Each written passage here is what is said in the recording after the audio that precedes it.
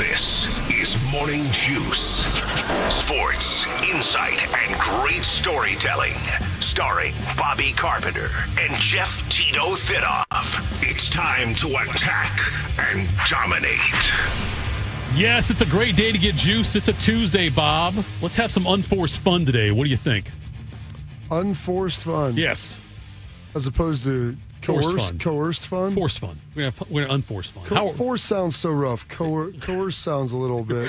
Yeah, forced fun's for the privacy of our own homes. How are you today, Bob?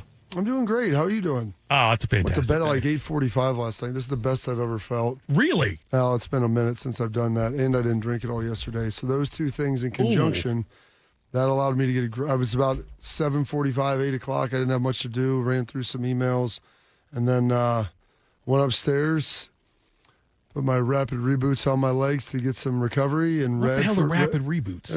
They're big compression, like balloons you put on your legs that force swelling out.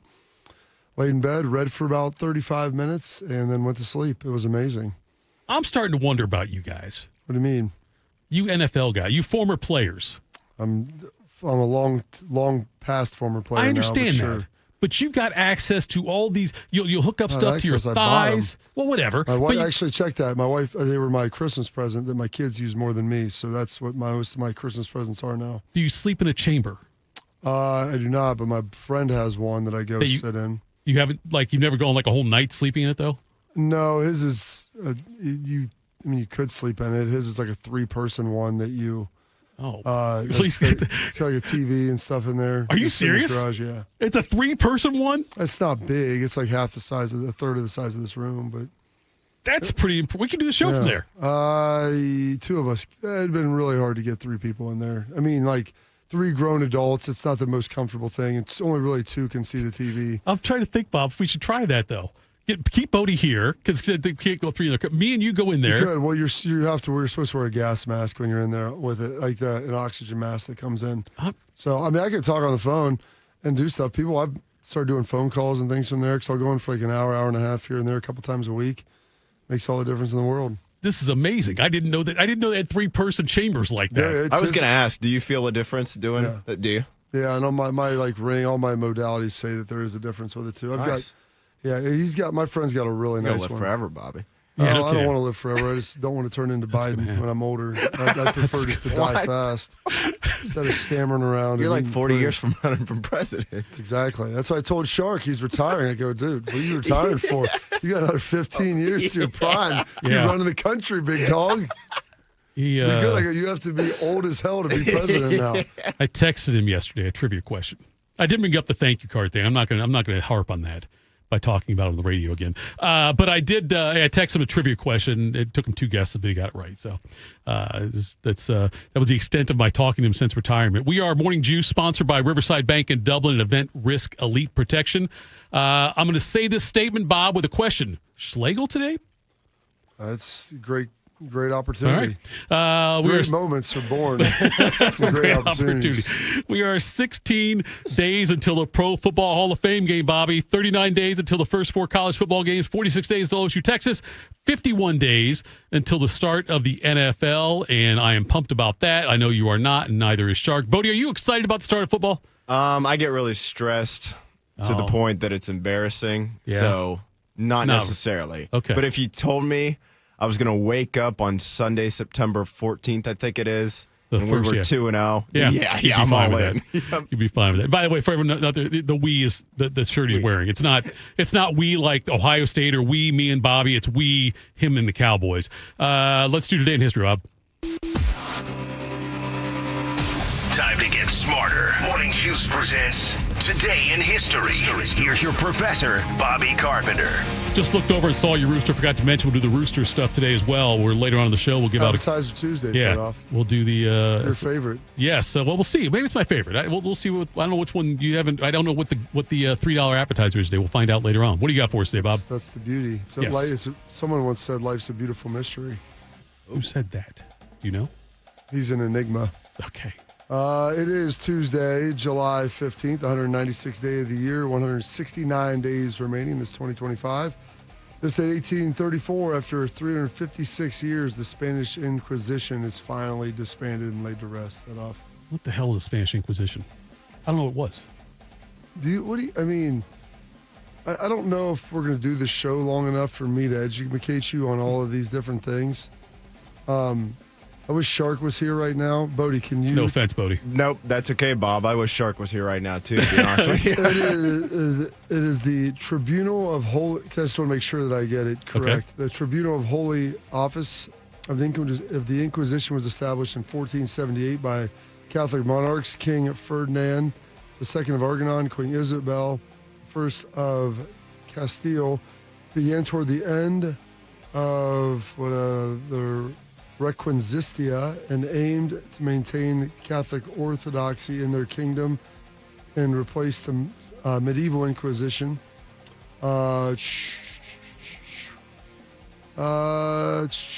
lasted a long time. Under papal control, along with the Roman Inquisition. Portuguese became the most substantive of the three manifestations of the Catholic Inquisition, which is the spreading of Catholicism. See, now, when you said Spanish Inquisition, I figured it was like almost like a trial, like a brief thing where something happened in Spain and they were inquisiting somebody. No, the spreading and maintaining of Catholicism. Right. See, you can't leave anytime soon. I got a lot to learn, Bob. Oh, I know you do. I'm not. Listen, who knows? We'll figure this all out. Like I said, it's a beautiful mystery. You don't know who said that? I don't know who says beautiful mystery. Aaron Rodgers, come on, man. Also, we just went from Spanish Inquisition to Aaron Rodgers. Well, because I said he's an enigma, which he made his own self-produced Netflix documentary called Enigma. The Riddler was also an enigma. That's the first thing that came to Riddler my for mind. Me too. Yeah. Thank you. See, well, maybe maybe there's some similarities. Maybe it wasn't just happenstance. In 1870, Reconstruction of the United States is officially ended, with Georgia becoming the 11th and final state to re-enter the Union, or be readmitted, rather. 1980, Johnny Bench breaks Yogi Berra's record of 314 home runs as a catcher. They didn't have anything with that? They did not have that specific homer. No, I looked all over for it. 1980, I figured they'd be able to. I know. I thought so, out. too. I did enjoy, though, a little bit of research as I was doing it. Yogi Berra sent him like a congratulation note. Oh, and nice. in it, he said something along the lines of like, I knew my record would stand until it was broken. That's Yogi, yep. That's an amazing thing. You know, it's day until it's night. This day, 1983, we talked about Mario Brothers coming out yesterday. Nintendo releases the Famicom. Do you know what the Famicom is? The Famicom? Famicom. I think it's the spread of Catholicism, if I'm not mistaken. It's the Famicom is the abbreviation for Family Computer. Oh. Which was the NES, the Nintendo Entertainment System, the 8-bit little gray box, first released on this date, 1983.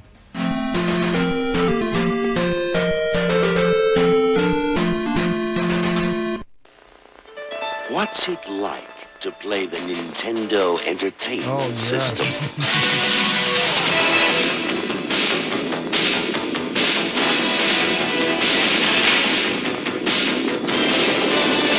Entertainment System. Now you're playing with power. I mean, I don't know if you realize, Bodie, how big that was back in the day. The NES. It was unrivaled. It was kind of like unrivaled. I mean, Sega came out a little bit later, but this was like superseding Atari and Pong. Like it was next level. Yeah, Atari 2600 is the first thing I remember. First, I did play Pong. I did play Pong. My parents had the Pong, like the little that thing right there. Knobs. Yep. I remember I found it in a box in my dad's office. I was like, "What is this?" He's like, "It's Pong." Like, why is it so big? And there's just two knobs on the screen, a couple of buttons. I mean, the things were like the size of a laptop. Yeah. And it was literally just the balls going back and forth and you knocking it back. Oh, it was, yeah. It was like you were playing almost like ping pong or tennis against each other kind of thing. Yeah. It was just like these lines. It was, and then it was Atari. Atari 2600. And television was a big one then after that, too, for a while. And television. I've never even heard of that. You never heard of television? Television was better than Atari, and then that led into the other stuff, the Nintendo and things like that. NES came out in 83. Wow. Put in perspective, Bodie, how long its reign was. I was born in 83, and it was a big deal when we got an Nintendo NES when I was probably 7 or 8, maybe 9. So, like, in 92, 93, it was still reigning supreme. I mean, you think of a game system now that lasts for 10 years. Yeah, that's pushing it, I'd they say. last for 4 before the next iteration comes out. Yes. Yeah. And then Sega was out, and then the Super Nintendo came out, and then they just got, the GameCube kind of. Actually, you had Super Nintendo. Yeah, you had Sega Dreamcast. Well, Super came out in like 95-ish. You had Sega CD. Sega CD was big, and then you had the Dreamcast flop, Cube flop, and that's when PlayStation had entered the fray then. But then Nintendo got back in the game with 64, and they... I know the Switch is pretty... Switch is great popular. because it gives you the full catalog. Like, they've gone back and reconfigured a lot of the games. Yeah. So for the nostalgic purposes, Take it on the like go, me, too, I think. Yeah, and you can just drop it in, and you have like little controllers to disconnect. But for me, the nostalgia is I can play all the old games on it, and they're like easy to get. This day, 1983, Staying Alive, and big day, 1983, 42 years ago. Staying Alive, the sequel to Saturday Night Fever, debuts in theaters with John Travolta. The Bee Gees features 5 of their new songs, including The Woman in You. Did we not get anything from this? Here we go. Oh, here we go. I used to be pretty incredible myself when I lived in Brooklyn. Really? What happened? I moved to Manhattan. This is Tony Manero. He's got the looks. He's got the guts. He's got the moves. Now, all he needs are the breaks. Oh, you think that because you're in a show and I'm not, that's competition, right? It ain't competition. Well, what is it? Envy. If he's gonna get to the top, Can you be sure that's ever going to happen? he's gonna take everything he's got. You want to dance here? You follow my rules. Because I'm going to push you until you think you're going to die. Paramount Pictures presents John Travolta in a Robert Stigwood production, a Sylvester Stallone film, Staying Alive. Wait, Sylvester Stallone? He directed it, yeah. That's amazing. Was Staying Alive good? No. It wasn't. It wasn't. Did Stallone produce Saturday Night Fever? I don't believe he did. Correct. No. I don't think he did anything with that one. No, I don't think he did anything with that So one. it wasn't as good as the original? No, it was not as good as the original. The original was really good. This one was not that great. But the one line in there sounded like what Schlegs would say to me, like, I'm going to push you until you want ready to die or whatever it was. But we're talking about dancing. Yes, I know. That's the best part. Schlegs won't do that with in me. In the 80s, they took... Yes. One of my friends had a theory. He's like, 80s movies, they took these random concepts. You know, there's a movie called Rad. Yeah. Have you ever seen it? It's about BMX biking. Right. Have you ever seen Side Out? I've never seen Side Out. If you're aware of Side Out. I'm aware of Side Out. I've never seen It's a beach volleyball movie, Brody. Or Bodie. Either Brody. one. Sorry, I started thinking. Then I started thinking about oh my gosh, Johnny Utah, Point Break with Brody. Sorry, and like survey had all these different like themes, and they would just take it and like build a story around it. How this was the coolest thing in the United States. Whether it's rad like BMX biking, dancing. That was around the time they put the Breakin' came out. Breakin' came out in like 84 What's or 83. Breakin's a movie. It's literally about breakdancing. It's about how these then that Breakin' 2. There's some sort of underground deal. You're like, man, this looks awesome. There was Breakin' 2 Electric Boogaloo was the name of it. That was the official title for it. There's so many movies in the 80s, and that's what they would do is just build like around a theme. Top Gun. I was gonna say, yeah. I mean, Top Guns. Cocktail, like most of Tom Cruise's movies are about that. I'm a celebrity bartender. Like, what does that even mean? Roadhouse. You got Swayze goes around. He's like some sort of bouncer for hire that cleans up bars around the country. I mean, like, really? Like, where does that guy exist? You go to Sounds like Pages. Bar Rescue before Bar Rescue. 100%. And that was the 80s. This date, 1996. After 2,216 starts at shortstop, Cal moves for his first start at third base. Tries another curveball, and it's lashed. Oh, a play by Cal from his knees. Got him! Oh, my, what a way to start at third base.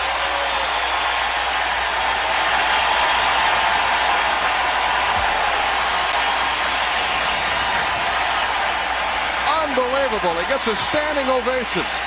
His first play at third base since 1982 is about as difficult a play as you can make. Shark, do you remember Cal's last All-Star game? Or not Shark, Thitoff. Do you remember Cal's last All-Star game? Yeah, when they put it on a T for him, let him hit it out. Oh, yeah, they grooved him one. They did that for Jeter, too, A-Rod? Didn't they? A-Rod. I couldn't remember if it was A-Rod or Jeter. It was A-Rod. A-Rod. Pinstripes. Yeah, it was a short, yeah. And I think he was with the Rangers, I think, at the time. Yes. And because he was he with the Rangers? Okay, I was thinking he was the Yankees already. I think because he always played, he would be voted for third base with the Yankees. He never played shortstop really with the Yankees because Jeter was there. So that's true. And he got him to go over there and slide over and do that. I think Torrey was the manager at the time, and Torrey's like in the dugout motioning for him to do over. It was pretty iconic. It was. Scene. It was a cool thing. And then they grooved him one right down the right down the pipe. Did one for Jeter too. Listen, I mean, people tell me how competitive baseball is, and we're just lobbing them up there, throwing. You don't see that in the grapefruits. Pro Bowl. No, Pro Bowl. Those guys are going hard, trying to win. Let's say 1999, the Seattle Mariners played their inaugural game in Safeco Park up in Seattle.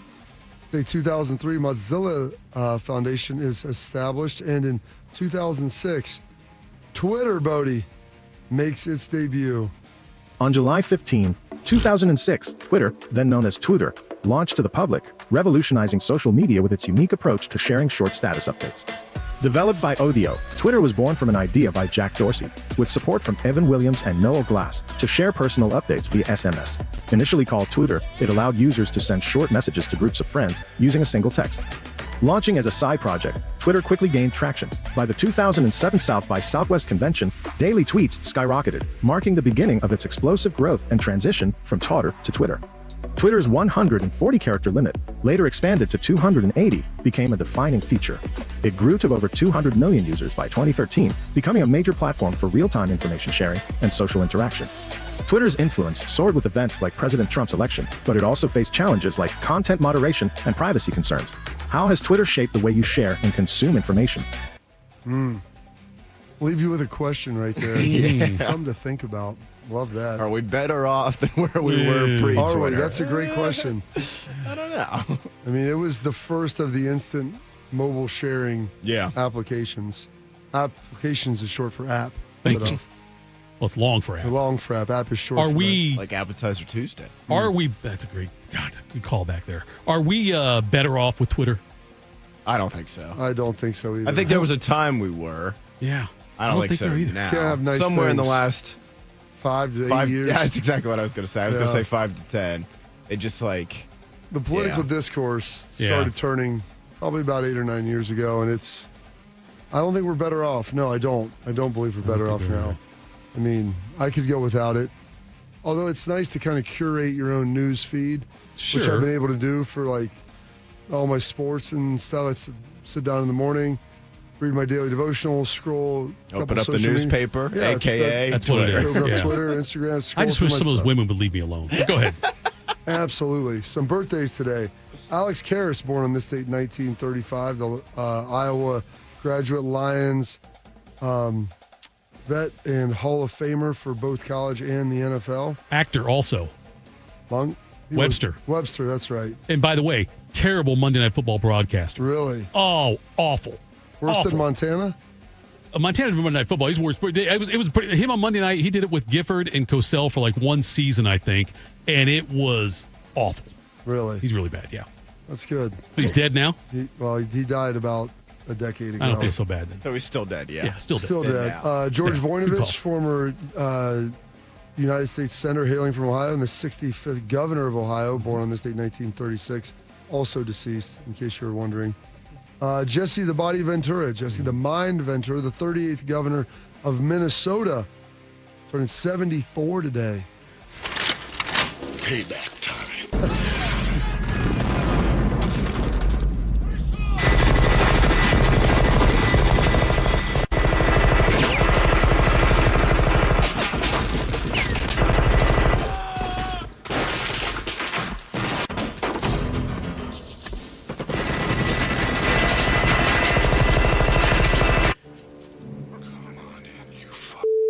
Come on in. Old Painless is waiting.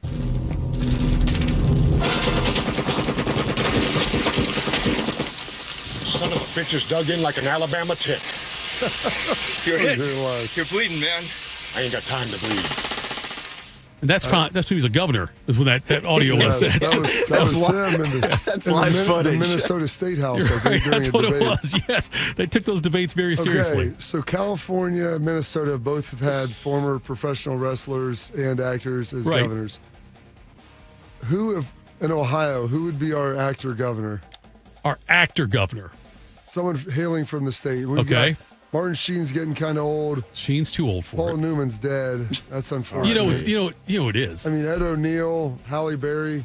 It's LeBron as far as like an athlete. You got to be. I said actor. You said actor, professional wrestler. I was trying to think of somebody like a celebrity. I said actor, professional wrestler. Okay, well then, that's an actor as well. Macho Man's dead. He's from Ohio. Yeah. So also, he's excluded from the list. He's with the Queen. You have to be an actor from Ohio. Let me think now. What other good actors are from Ohio?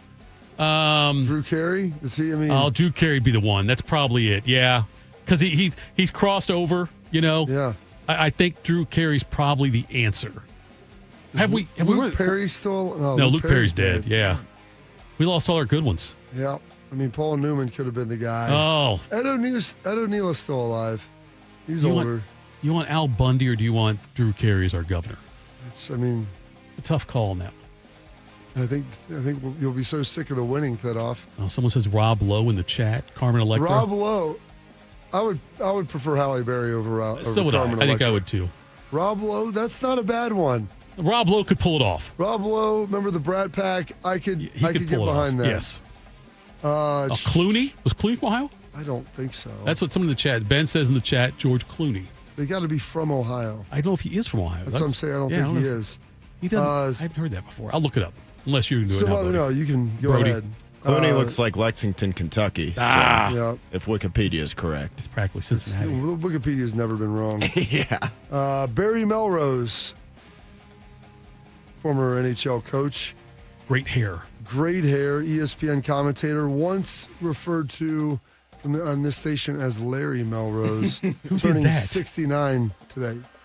You don't know this story? No, I don't know Larry Melrose. You were part of the story. No, I wasn't. Play the clip. Ooh, Ralph Mater. Barry, where's the Bud Light? It's not my turn to get the beer. Guys, whose turn is it to get the beer? Barry's. Ta-da. If I get the beer, I'm going to miss the first period. Now, that's not what the old coach Barry would have said. Fine. Oh, and Melrose. Make sure it's cold. Rookies.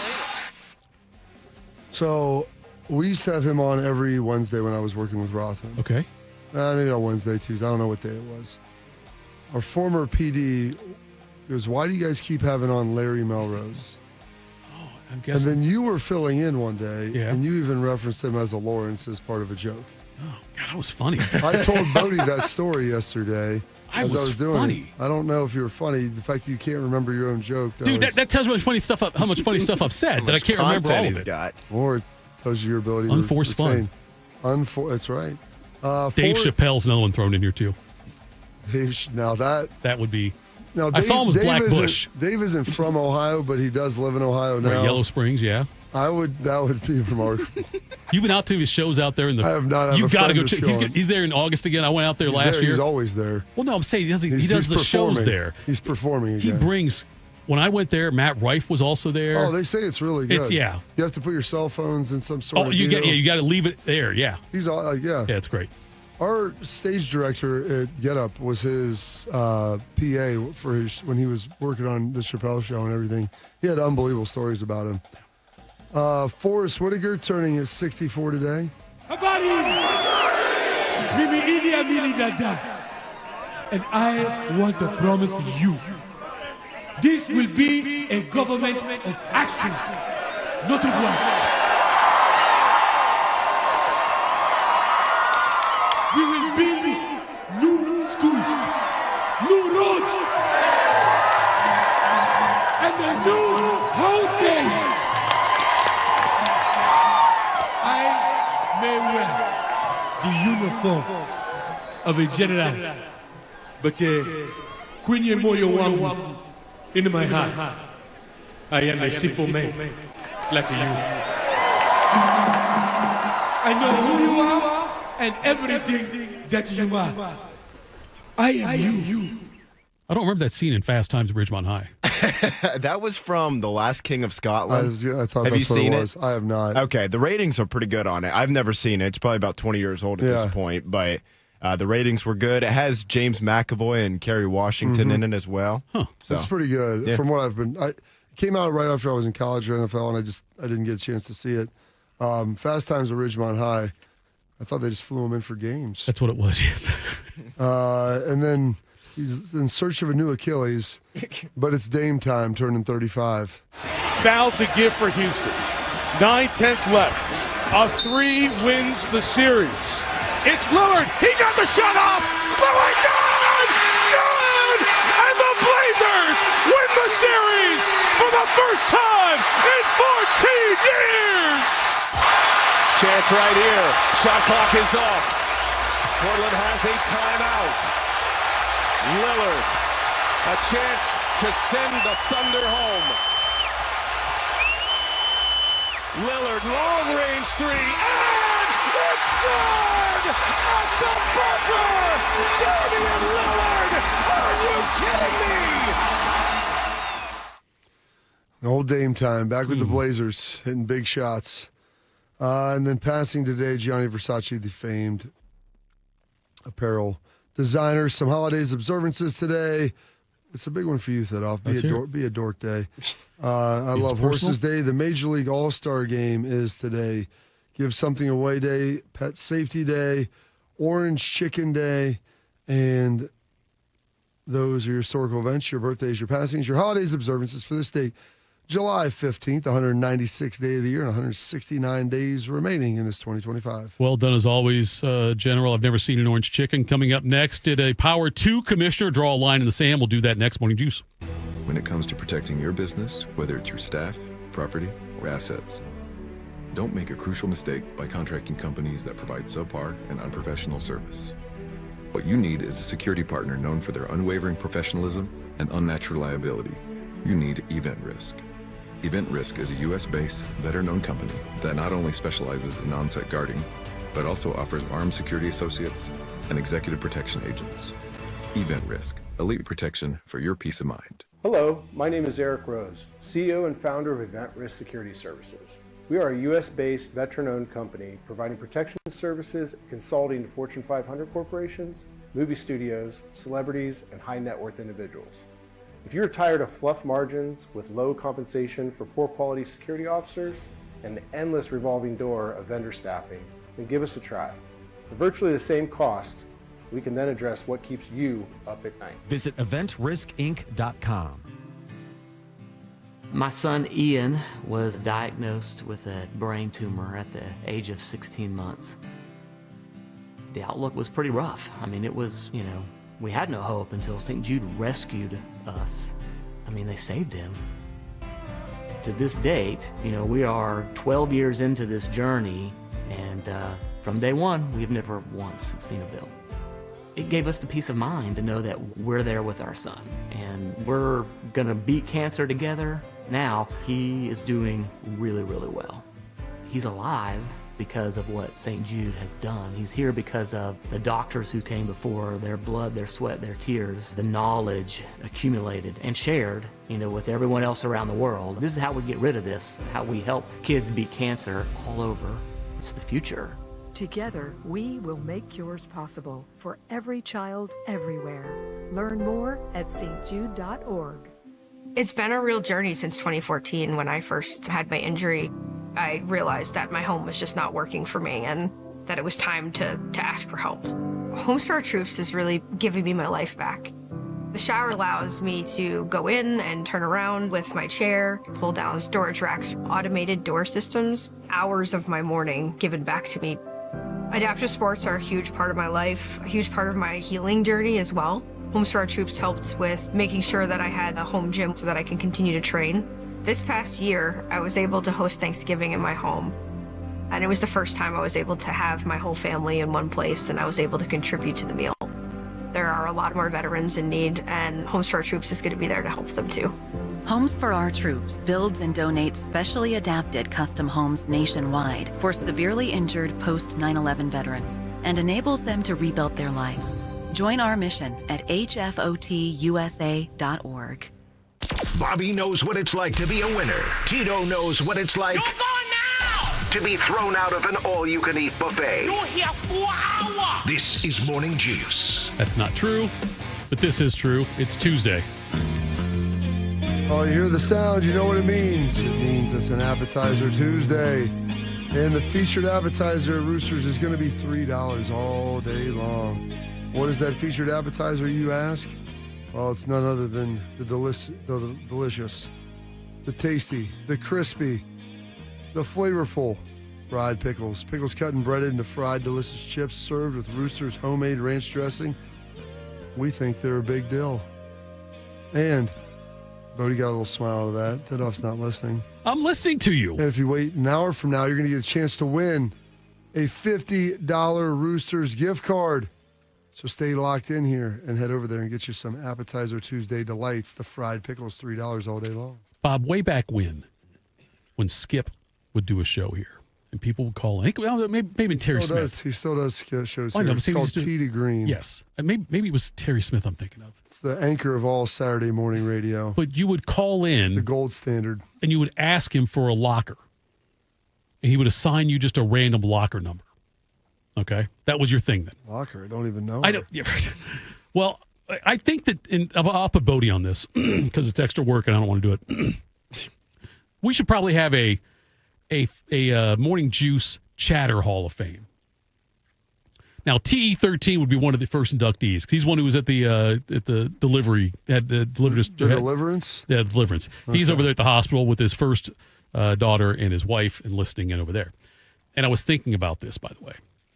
I remember the first time I was there, we were at Riverside with the previous administration and had that initial child, had Thomas. And they have for first-time moms, or the second time they want to, but primarily the first-time moms, they would do a breastfeeding class. They'd have a meeting, and there'd be a nurse there. Now they just have the lactation consultant come whatever it's called. Come into the room. Come into the room and talk to you. Maybe it's anyway. And I'm like, should I go to that? And what would you be doing there? You think? Listen, you're there for support the whole time, Bob. And the one nurse says, "Oh yeah, a lot of dads go. First time dads, yeah, a lot of them go because they can be there to support the wife, support the mom in some cases."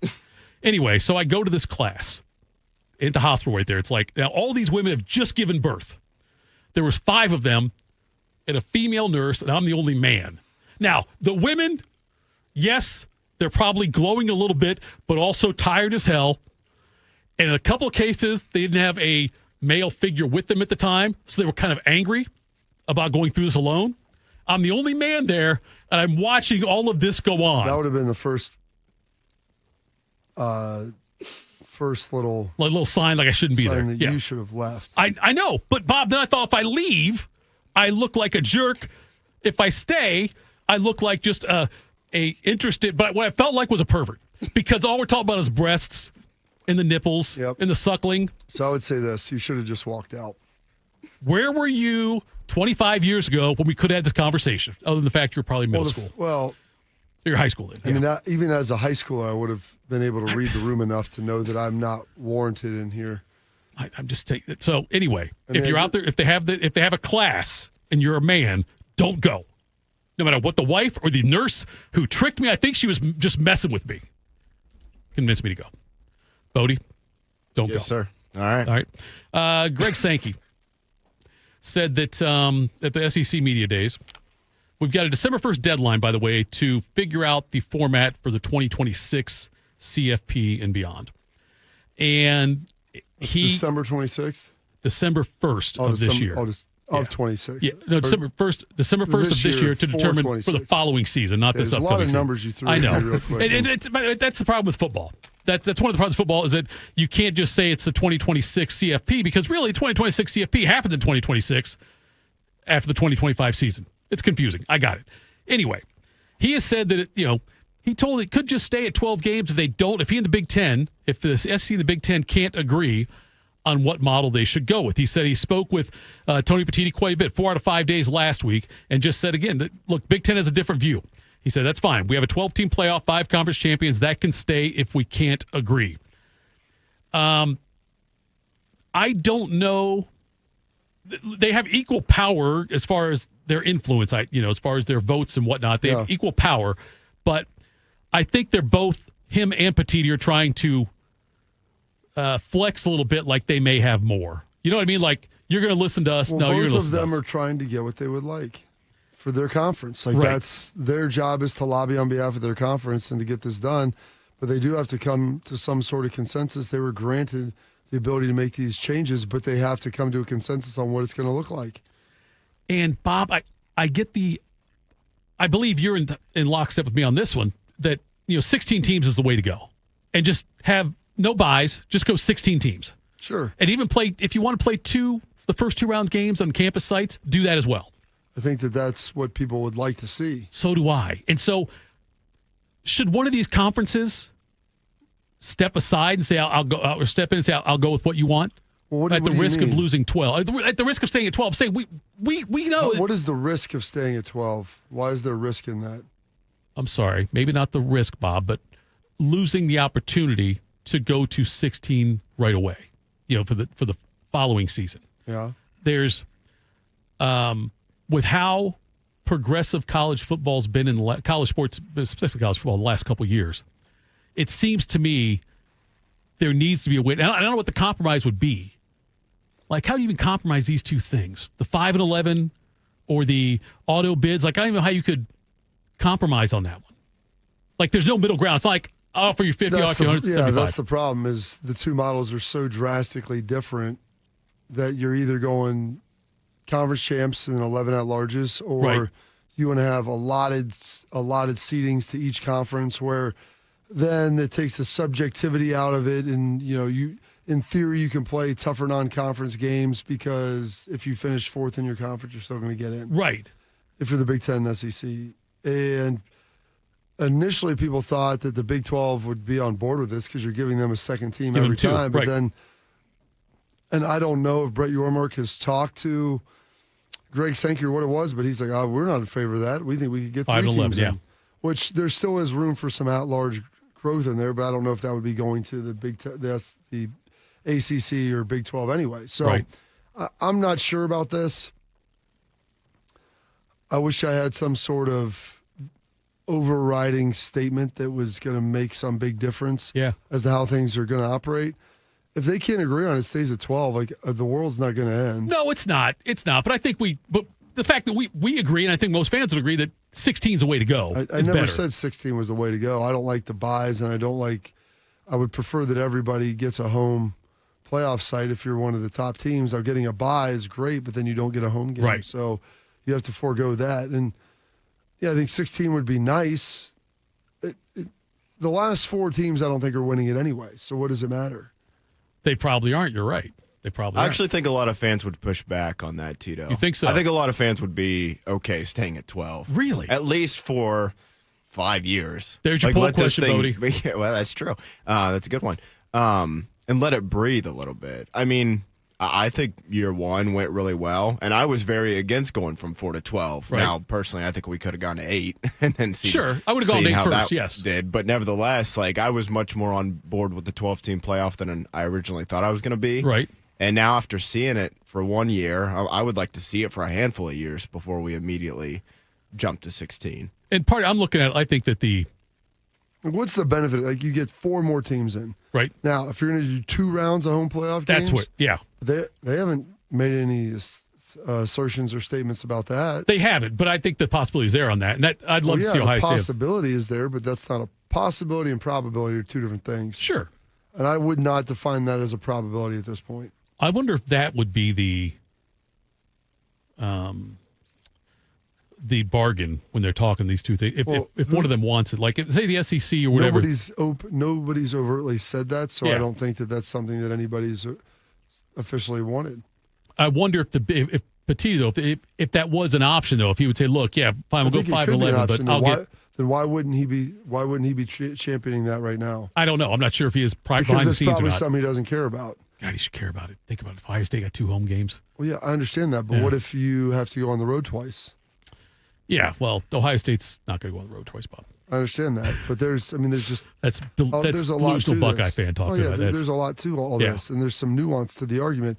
And so when people are negotiating publicly, they're going to throw out there things that they think people would like. And that's what I think that most people would agree, Bodie, that you'd like to see 2 rounds of home sites to watch. Definitely. It's just a better product to Sure. consume, and it's less taxing on the people that are going to the games. Right.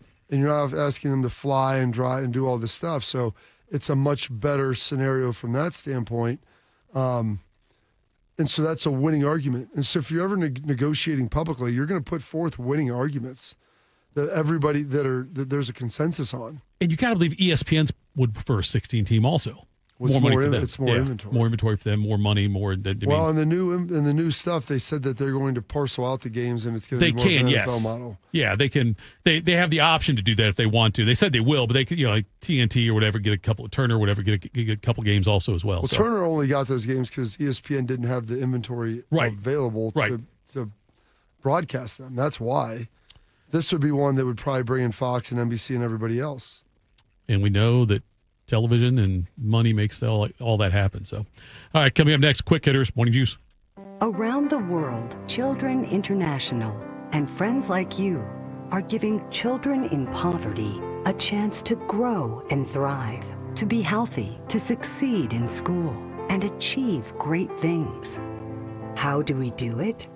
In the best way possible, by helping ensure access to healthcare, nutrition, and educational opportunities. And most importantly, by empowering youths and their families to get out of poverty and into employment through life skills, computer, and job training. The very tools they need to break the cycle of poverty and build futures full of promise.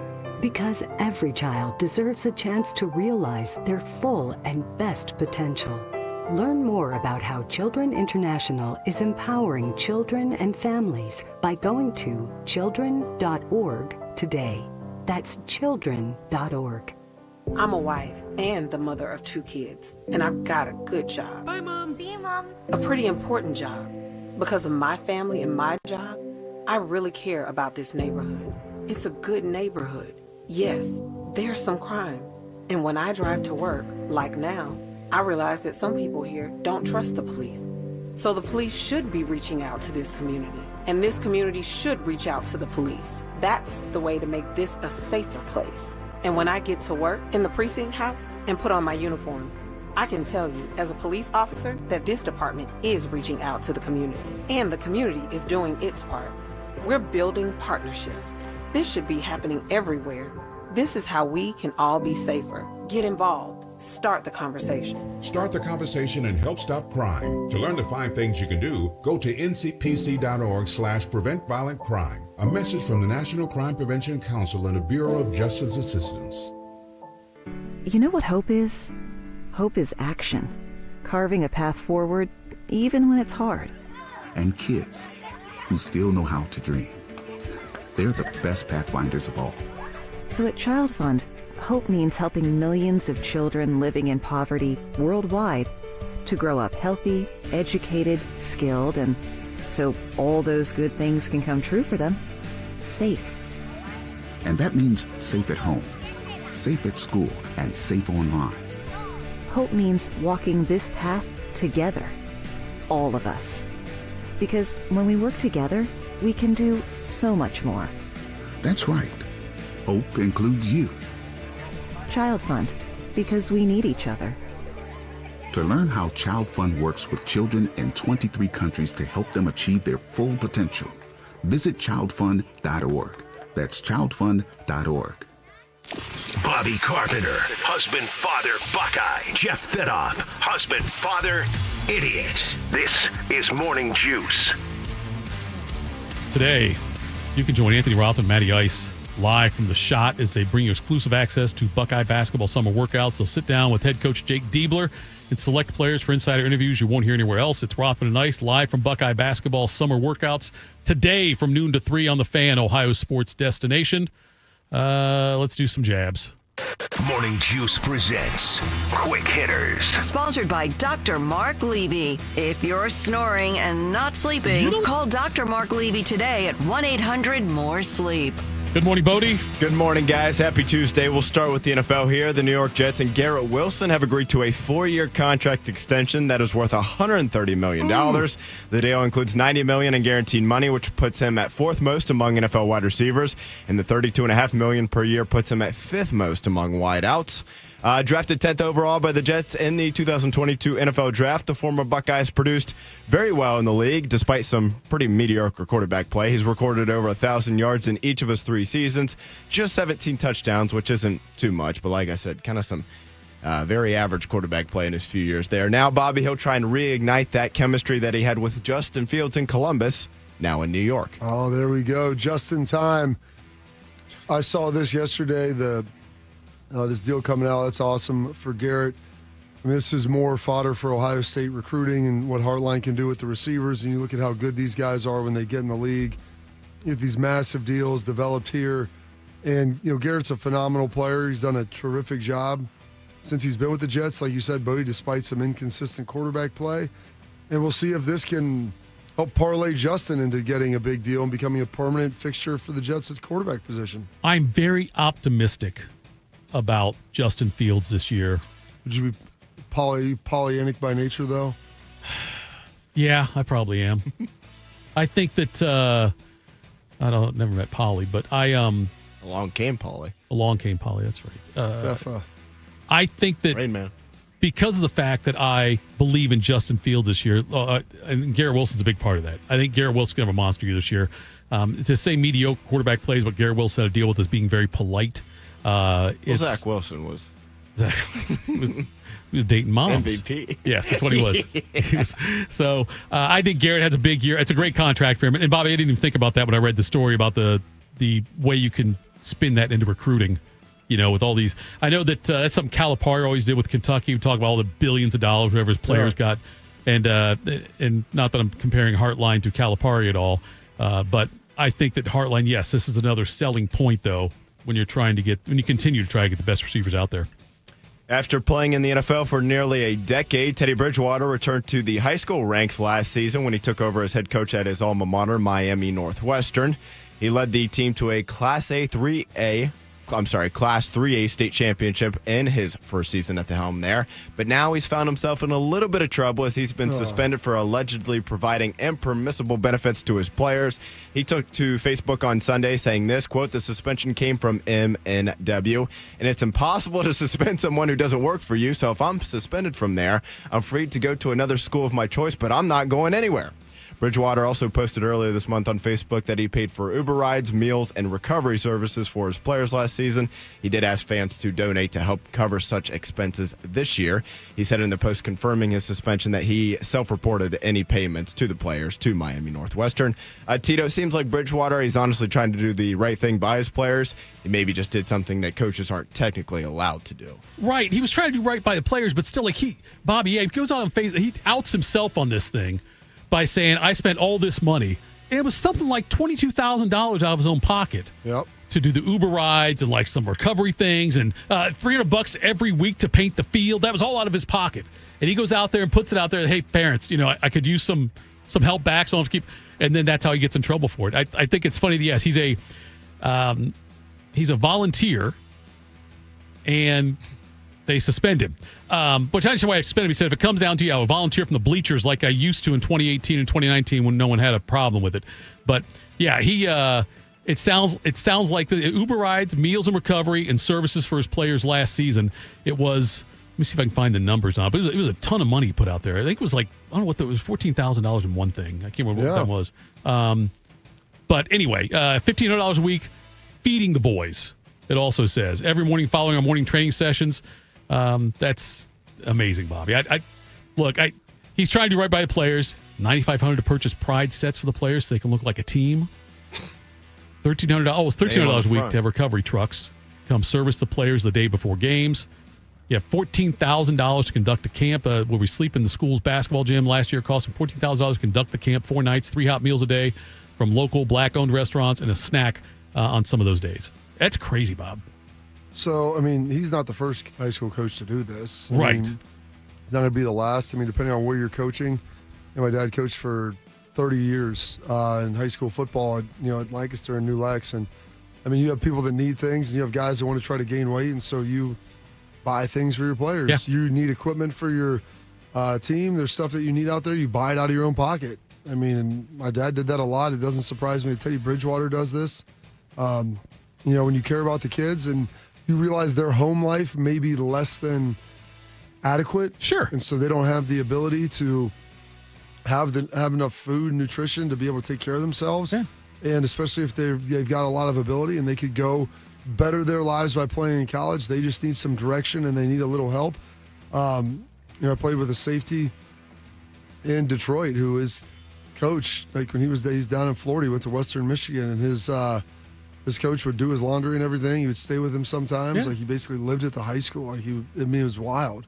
And you see these stories, and so like the coaches do what they can to help him. And Teddy ain't even getting paid. Right. Like he's doing this because he wants to help out. He's made plenty of money. And we always talk about guys, athletes, and you hear all the bad stuff that people get involved in. This guy's trying to give back and to give him an opportunity. And so, it may be against the rules. I mean, impermissible benefits. We're talking about high school football. You're talking about kids' lives here that he's trying to improve and put on a trajectory to a greater level of success than they would have otherwise. So this is the most ridiculous thing ever. Like, what are they going to do? You go there, you're going to make him forfeit all the games if he keeps coaching? Screw that. And screw whatever the equivalent to the OHSA is in Florida. Right. Screw them too. Yeah, I think, Bob, you're right. It is I don't feel like, now, granted, things like the recovery stuff, that gives his players probably an advantage over other players, Does it? right? Over kids whose parents can afford it? No, I'm saying kids that don't have it. I'm saying if there's another school. So what's the difference? No, what does it matter who's paying for it? What does it matter who's paying for it? Well, it only matters if kids are coming there because of that, I guess. I don't know what the transfer rules are out there. So maybe that doesn't matter. Maybe that's not. I'm trying to think how to put that. But the answer is it doesn't. It doesn't. What's the difference if the booster club pays for it? Well, that's in theory. Yes, I know what you're saying. I'm saying it's the money to the though, booster club and then they paid for it, as opposed to him just paying for it directly. I don't think he's doing anything like morally wrong in doing this. Like I think it's a good thing. Wrong. There's nothing. There's no discernible competitive advantage. Anything he is giving to his players is available to everybody else. If they have the money, yes. If they have the money or someone else is willing to pay for it. Right. And I guarantee you they play schools that have greater resources than them, you and the see parents are able to do it. You see it with like these different lacrosse things you go to and stuff like that. See There's it some in Columbus. Yeah, there's certain you see with football and different things. Like maybe my dad was coaching at Lancaster. I mean, I donated back there every year since I've been playing. The NFL's got a matching program and all this different stuff. And everybody, you look at what some of these schools have, and it's like if you don't have these things, your kids are at a competitive disadvantage then. And so if you don't have the money to pay for them out of your district, like you've got to raise the money. And if your district probably doesn't have a ton of money, well, there's probably not a lot of money to be raised. And so that all plays into that of how to get it done. Next up, guys, the Indiana Hoosiers football team had arguably their best season in school history last year as they went 11-2. They made it all the way to the college football playoff, where they did eventually fall to Notre Dame in the opening round, 27-17, and they finished 10th in the AP poll. Now they're looking to build off of the success in year one of Kurt Cignetti, and they're bringing in some reinforcements. The school announced on Monday that it has reinstated the Hoosier the Bison as its official mascot after nearly a 60-year hiatus. He'll make his debut when the Hoosiers take on Old Dominion in their season opener on August 30th at Memorial Stadium. While a bison might seem a bit random to those outside of Bloomington and the state of Indiana, the animal has ties to the state dating back to the early 19th century. This right here comes from the school's press release on the matter. Quote, the bison first appeared on official court documents signed by then Indiana Territory Governor and future U.S. President William Henry Harrison in 1801. Tito? William Henry Harrison? Fine, Ohio. Come on. 11. No. Close. -2. Come on, man. 7. Tony Just Romo. president. Yeah, exactly. Where was I at here? A full 15 years before Indiana became the country's 19th state in 1816, the Indiana Territory seal depicted a woodsman chopping trees while a bison runs in the foreground, symbolizing the country's expansion on the Indiana frontier. Bobby, what do you think is in store for the Bison and Mr. Google Me in year 2 in Bloomington? The only way that I can get behind this, so they've reintroduced bald eagles into Ohio. And there's a lot of nesting pairs. I just saw this big chart with nesting pairs by county. There's only one county that doesn't have any documented ones. There's Some out here on 33 right there by the river. I'm going to need to see them reinstitute bison into the state of Indiana. If you're going to tell me that this is going to come back, if you're going to tell me this is going to come play back, at IU this year. I'm going to need wild roaming bison within the state of Indiana. That's the only solution for this. If you're going to legitimize it to me and you're going to want to steal this from Colorado, they're going to be running out there with the bison like the Colorado now? I mean, is that the next thing? Bob, that's a good call. Yeah, I want the live one out there, too. Did you know about this at all? Did you ever know that it was like the bison was their mascot before this or not? No, because it hasn't been their mascot. It was 60 years. I know. Well, you know history, though. I didn't know if you knew that. I've never heard that. I've tried to look up before what a Hoosier is. Right. And it's basically just like somebody who's from Indiana. Yeah. The Hoosier State. Yeah, I mean, it makes sense, I guess. They are not at Indiana this year. Ohio State's not. But by the way, Bob, we're in the car yesterday. Me, the wife, the two kids. Now, Artie's 8, almost 9. He'll be 9 in October. And Charlotte is eating some cherries in the back seat. There you go. Sounds like a great way to stain your car. Charlotte says, I think this one's bad. Artie said, don't eat it. And she said, I won't. He said, no. He said, a president died from that. And Heather was like, what? What? President? No, Artie. And I said, yeah, Mom, a president died from eating bad cherries. I don't know if it's cherries, but it was bad fruit. It was cherries. I looked it up then. Okay, it was cherries and milk. They weren't sure which one caused it, but it was cherries and milk, and that's what One did of the it. classic American snacks. Cherries and milk. But I was blown away. I already knew it. And Heather was like, Artie, how do you know that? He listens to Morning And Juice. No, he doesn't, which is sad. But it's probably, he's probably listening tonight to QFM. But anyway, he says that, he said, I saw it one time on the internet. But yeah, he knew that though. And I thought immediately of you, Bob, for the history lesson you give me every day. And then yesterday, hopefully Artie, one day you'll be as smart as your son, is what you're telling me. I will not be. And my wife got the history lesson from Artie yesterday. But you felt good that you could contribute to that. I did. I said, hey, look, he's right. He's right. The president did die from that. And she said, which one? And I couldn't remember the name. Was it Tyler? No. Tyler he succeeded Harrison after Harrison died. Yeah, Tyler was 10. He was 10. Zachary Taylor, was right? Zach Taylor, Yeah. close.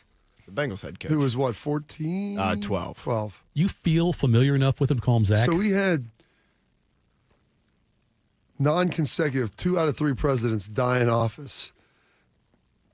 Oh, I guess it'd be 9, 2 out of 3, 1 out of 3. So yeah. 9, we had 10, 11, and then 12 died again. My goodness. And then you got to 16.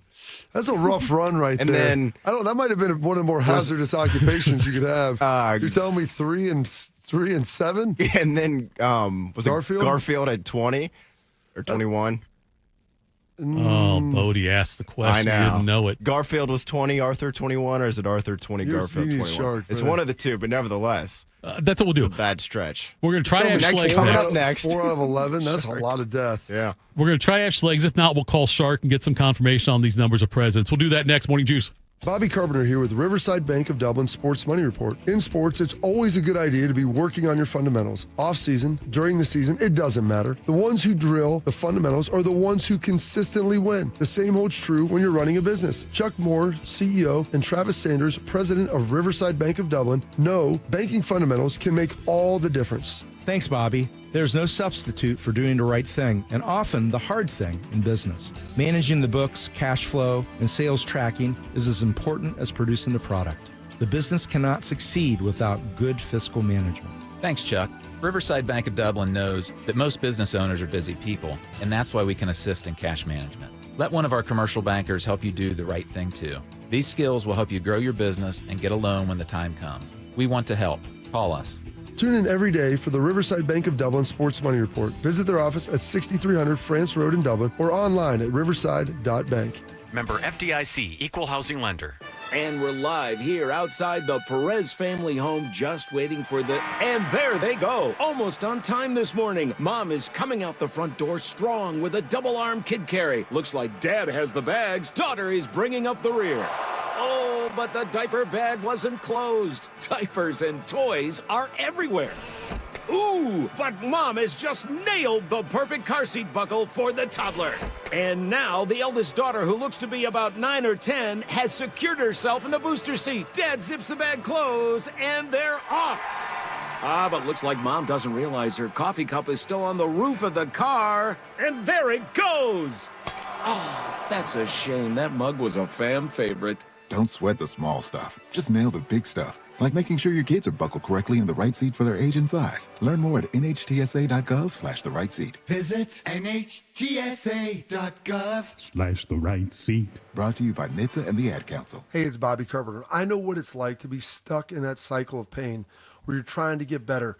You keep going to the doctor, steroid shots, surgeries. Do not go down that road anymore. Go see my friends at QC Kinetics. They will help treat you without going under the knife and without the meds. QC Kinetics are the leaders in regenerative medicine to help your body heal itself. And I should know, I've been a client there, and they helped me with my knee get back to the running in the summer and going whitewater rafting and all of the things that you enjoy. And this is the critical part about my friends with QC. 92% of patients report satisfaction with their results. That's peace of mind. It's not just a number. They're trying to help you.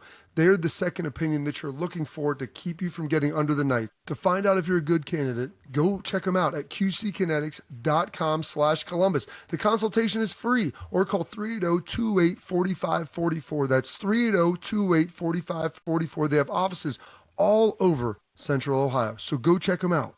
Proud to be your go-to sports addiction. WBNS, WBNS FM, HD3 Columbus. The Fan 3, Ohio sports destination. Attack and dominate. You're locked into Morning Juice. Sponsored by Riverside Bank of Dublin. Here's Bobby and Tito. It is Bobby. It is Tito with Bodie. And now we get this. The best way to start a morning is with a heavy dose of iron. Gas station ready, always. It is Schleg Day. It is Schleg Day. Ohio's Anthony Schlegel back here in the state. Schlegs, we had a conversation. We got one of our listeners is at the hospital. His wife just gave birth yesterday, and he's listening in there. We had a conversation yesterday, Bobby and I, wondering if any major sporting events were going on. We were in there with our wives during the birthing process. And I'm curious, when your kids were born, was there any sporting event you could watch while you were in the room? That was the greatest sporting event that I was watching. Yes. Right there. I mean, get him out of there. I remember my first child, Hunter. It was quite bumpy, and I was over on the side just trying to help, and I just had her back and a leg, and let's push this thing out of there. I'm like an accordion over there, and my sister-in-law brought over a towel, and I was like, oh yeah, take that, Steph. No, this is for you. I was dripping sweat on her. Oh, that's gross. Trying to do my part. Get that kid out of there. Anyways, no sporting events going on. I mean, that was the three greatest moments of my life outside of marrying her. So I was all in all the time. Well, I was going to say my third child was born on Kentucky Derby Day. And I've often said that what led to that happening was they always call Kentucky Derby the fastest 2 minutes in sports. Was my wife and I gave her the fastest 2 minutes in sports, and that led to the baby. That's exactly where I was going to go, Tito, and you're 100% correct. Yes. I mean, just look at you, But that's a good thing. That's a good thing. You're not wasting time. There's other things we got to do, guys. Exactly. Absolutely, Schlegs. Let's go to dinner. Yeah. Why not? Wrap it up box. The wrap it up box. I like it, Schlegs. Dave Chappelle. Yes. Well, of course, Dave Chappelle. Schlegs, the Buckeyes right now, they've got a couple weeks left before they start training camp. Give us an idea of kind of where we're at right now as they try to venture, as they're trying to wrap up this summer, finish on a high note of chopping wood and carrying water. Yeah, I mean, it was great, Bob. We had Carson on the show, on the Bobby Carpenter show yesterday. He was fantastic.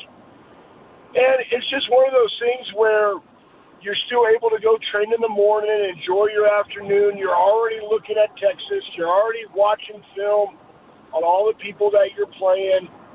The biggest thing right now is,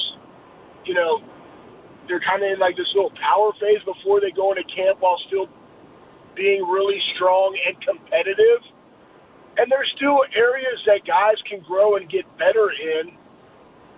And that's what I loved about what Carson said. We asked Carson this question. It was like, what is success for you, Carson, in 2025? And he answered it perfectly, which is what I was hoping for. And that is going to go back to that book that they're reading of Chopping Wood, Carry Water. And it was solely, and I'm prefacing this, right, but be the best version of myself. That's it. Worry about that, not accolades, not a national championship. Be the best center, be the best teammate, be the best leader that I can be in my position room and in our unit and on the offensive side of the ball and then as a team.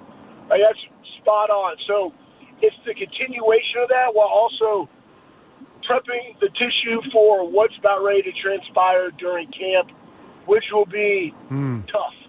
And that's where the hardening comes in. That's where the mental toughness comes in, being able to execute at a high level while fatigued.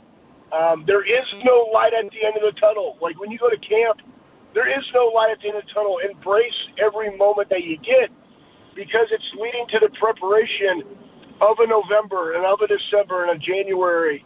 And the great thing was, even though this is a young team, they all went through that last year and saw it. And they saw how it took time even for that great assembly of athletes to come together and gel.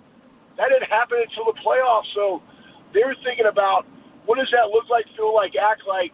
Yeah, we saw it in November, but in December, but what about as we start this season? Because you got to come out the gate, fast, hard, and violent versus Texas week 1 at home. So it's always on their mind while also being able to be an 18 to 22-year-old. And that's kind of the balancing act that you got during this time. But Mick and the boys do a great job of keeping the main thing, and that's being competitive, coming in every day with a great attitude, giving great effort, making each other better. Schlegs, Bobby had this conversation yesterday as well, but like when you look at when you walked into the room at Ohio State the first time, and the players that are there, your teammates on the roster there, everyone there, do you notice a big difference between the student athletes that are now at Ohio State versus when you were there? Like just the makeup of the people or anything maturity-wise, is there a big difference between the two groups? That's a great question. Bob and I were talking about this earlier. I don't know, Bob. You probably answer this good because you're in there every day. From a physicality standpoint, we had big freaky dudes. The time allotment that they have now, the nutritional thing. I mean, you guys got to remember back in the day, and we always have this Michigan guy that gets in our chat. I'm like, you guys got extra benefits and you're paying for players. I was like, bro, I just wanted an extra scoop at Chipotle. I mean, we couldn't even have peanut butter out. Remember that, Bob? Like, yeah. You were only allowed for the dog one protein shake after a workout, and they were locked in Coach Johnson's office. And Bob would break in there, and we would just go into this small Gatorade fridge. They were canned Gatorade protein shakes, vanilla, strawberry, and chocolate, like 360 calories. And we would just go in there and just rate it. You couldn't even give guys more than one Gatorade after a workout. Like, there were so many rules. Like, you know what? Yeah, we broke them because we just took them and said charge it to winning. And it's just different now. But I will say this. I think that this group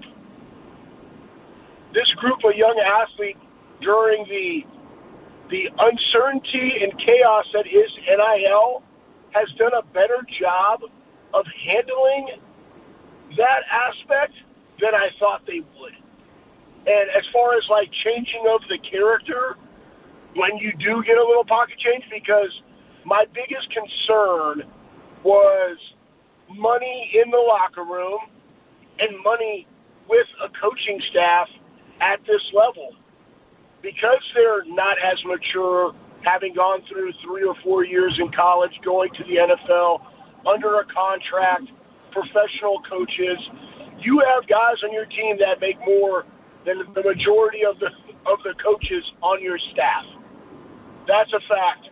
And I think that they do a great job of being humble and staying hungry and serving each other.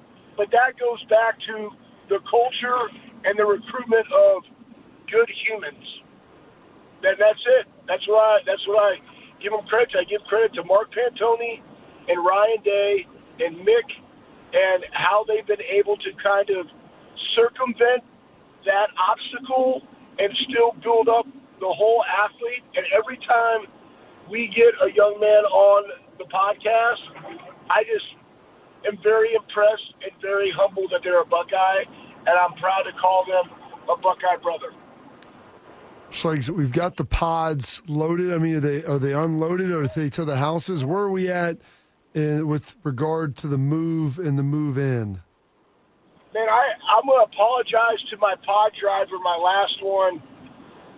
I forgot his name. He called me up, and he was like, hey, this isn't Anthony Schlegel from the Juice. I'm like, yeah, man. He's like, dude, I love that show.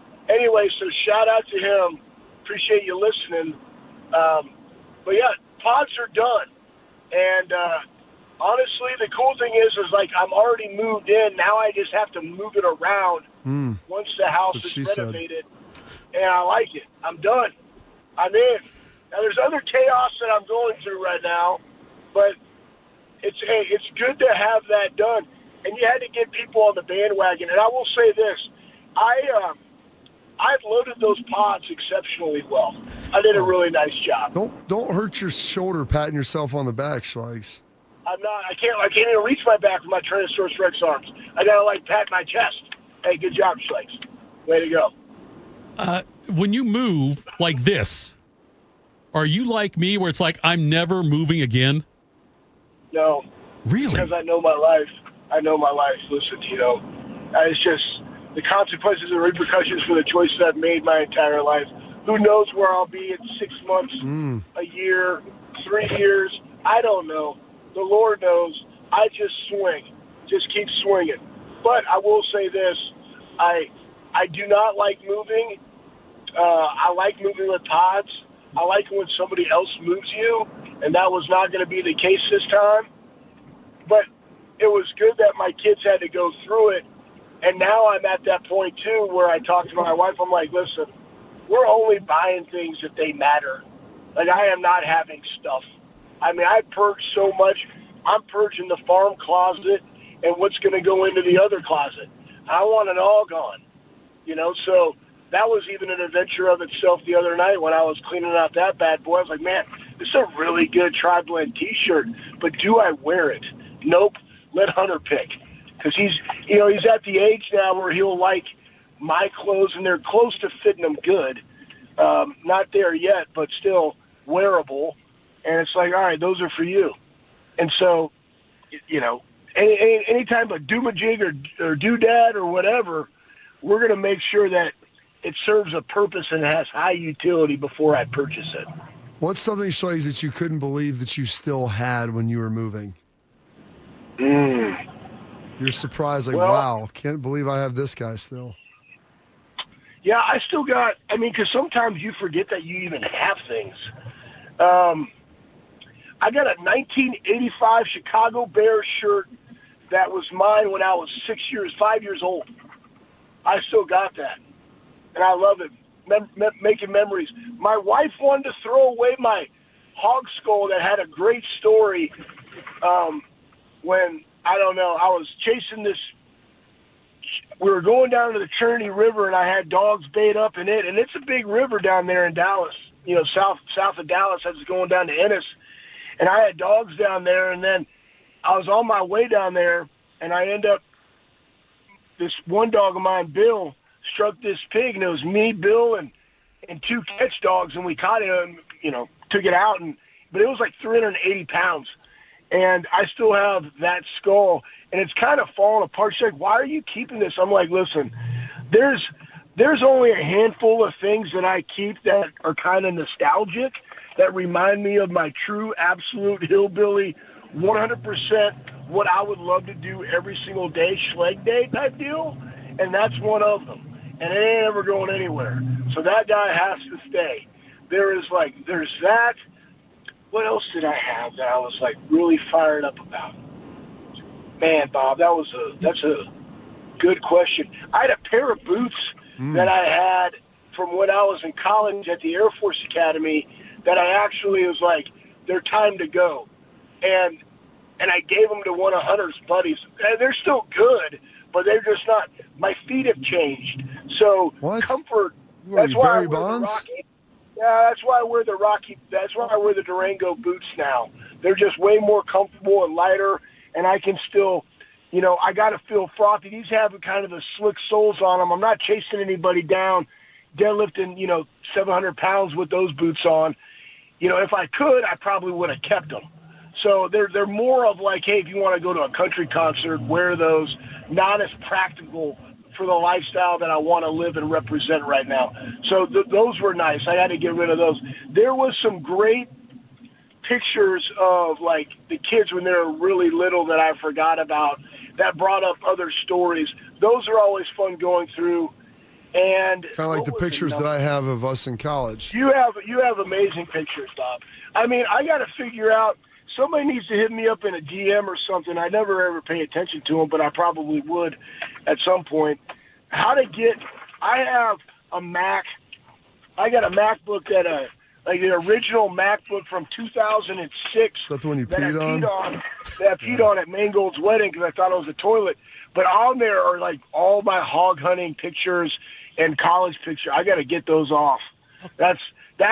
Honestly, I still have that laptop. I can't believe I still got it. Like that's the one that I gotta exercise the demons of that hard drive. Okay. I mean, that freaking thing doesn't even have a battery. Schlegs, we gotta figure that out. I've got several questions. Yeah, go ahead, man. It'll be a 3-banger. I like this. I'm not sure how it is you mistook a computer for a toilet. I'm not sure whoever names their. Flip it up. You flip it up. You flip the lid up. Yeah. But were you in a bathroom? It's in a hotel room. It's in a hotel room. Were you man. Were you in the bathroom? Listen, hotel rooms are confusing. Okay, that's fine. Okay, no problem. You're right. Okay, probably more people haven't peed on their laptops. Number 2. It still worked after that. That's why I'm a Mac. That's why I'm a MacBook kind of loyalist. I mean, I used that thing for another 5 years. You're a Mac daddy. A workhorse. Yeah. Okay. Also, when I look at those pictures, Bobby shows a couple of them of when you were at your, we'll just say your largest. Apex of life. Yes. Do you still have any of those shirts, and does your wife wear them as a nightgown? Oh, man, great question. All right, great point. Dude, there was one, because back then, my Uncle Tim, R.I.P., my guy, he was a correctional officer in Iowa, tatted up, rebuilt Harleys. Yeah, the skin kid, just a great dude. Loved me. He worked like in Montana and like all over the place, and was kind of a vagabond and had all these like awesome shirts. I think he was like the vice president of the South. What was it called? The South Skunk Blues Society there in Newton, Iowa, where they would like listen to like blues music. I had a shirt of that. There was a Sioux Falls or something, like trout fishing shirt. He used to have a shirt that it was like for like tug of war, and it was like pullers have longer ropes, and it was just this beefy bodybuilding guy with like holding a rope where his genitalia was. I used to rock that shirt all the time. Like some of those have gone. Some of those have gone to the. I used to like every St. Patty's Day. I've had this shirt for a long time. I don't know where it went. It was like my only green shirt. It was from like Hula Hands or something like that, and I remember rocking that. And I don't. They're just so old. I mean, these were from the 80s, and I saw the fly fishing one because it was like a place up in Canada. And it was so see-through. I was like, "Dadgummit, I don't want to get rid of this shirt." I don't want to get rid of this shirt, but like, She ain't wearing it. My kids aren't going to wear this. It's maybe somebody will find it at a Goodwill store in St. Johns County and be like, this is the bomb. And it was kind of that time. It's kind of that time. I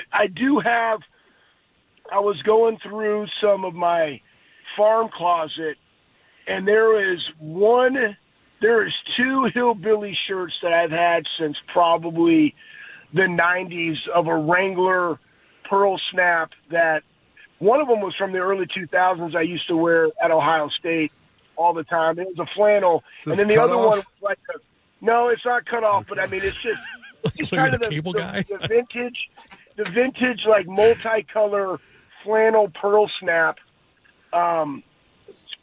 Wrangler shirt, and then the other one was like a Wrangler short sleeve multicolor, and I've had that since. Like, that was one of my first ever hog hunting shirts. Like that stays. I was like, ooh, this is the key. Like, it's kind of like when you go through, and I would let my dog, like, what do you think about this? No, trash. What do you think about this? Oh, everybody's like, trash. I'm like, no, vintage, keeping. Like, you got to keep those things, you know. Schlegs, so first of all, somebody in the chat says you can use the power adapter and plug it in without a battery. Your Mac, just get an external hard drive from Mac, pull all the photos and off. pull the photos down. So that one's in there. And I don't even know if this thing has a USB port, man. I mean, I'm going to have to figure this out. That's a good point. It does. That's a good point. Who the hell names their dog Bill? I've never had somebody name a dog Bill. Most people name dogs that are like weird names. AJ had a German Shepherd named Carl. Oh, God. Carl. Hot Carl. Carl. Bro, listen, here's the deal. People are messy, and I never judge anybody about how they name their dogs. You know, my labs, I had a lab named Butkus. Okay, I get that. And I had, and then I got my current dog Gunner, and Chewy, and Chewy's like, I don't know what the hell he kind of mix he is, but he's like a Chewbacca looking like little dude, and he's cool. But all my hog dogs, like, I never got to like name them officially like myself. I had a couple that were mine. The other one, like, I bought them from buddies because it's not like I could have just had 30 dogs and like raised them to hunt pigs. I had like 6, and I always like to keep around 5 because me and my other buddy Chad, he had dogs, and then we would hunt together. But I had enough to where I could go out at night by myself and take care of some pigs. And so my best group of hog dogs. Here's the names of my best group of hog dogs. And I love these damn dogs, man. I think about them. I reminisce about them to the days of old of when, you know, guys were being dudes, you know, men were men and women were too. And I was just getting super bumpy at Metroflex, just eating heavy doses of iron, slaying pigs, you know, doing pull-ups, putting back straps on the grill while we worked out, eating watermelon. I mean, good times. Anyways, so Hat was my best dog. He was, and I always thought it was crazy too. It's like, you know, Joe Dirt style, right? Hard-ass pterodactyl. But, you know, a pterodactyl, you know, it's a T, right? So, anyways, that was Hat.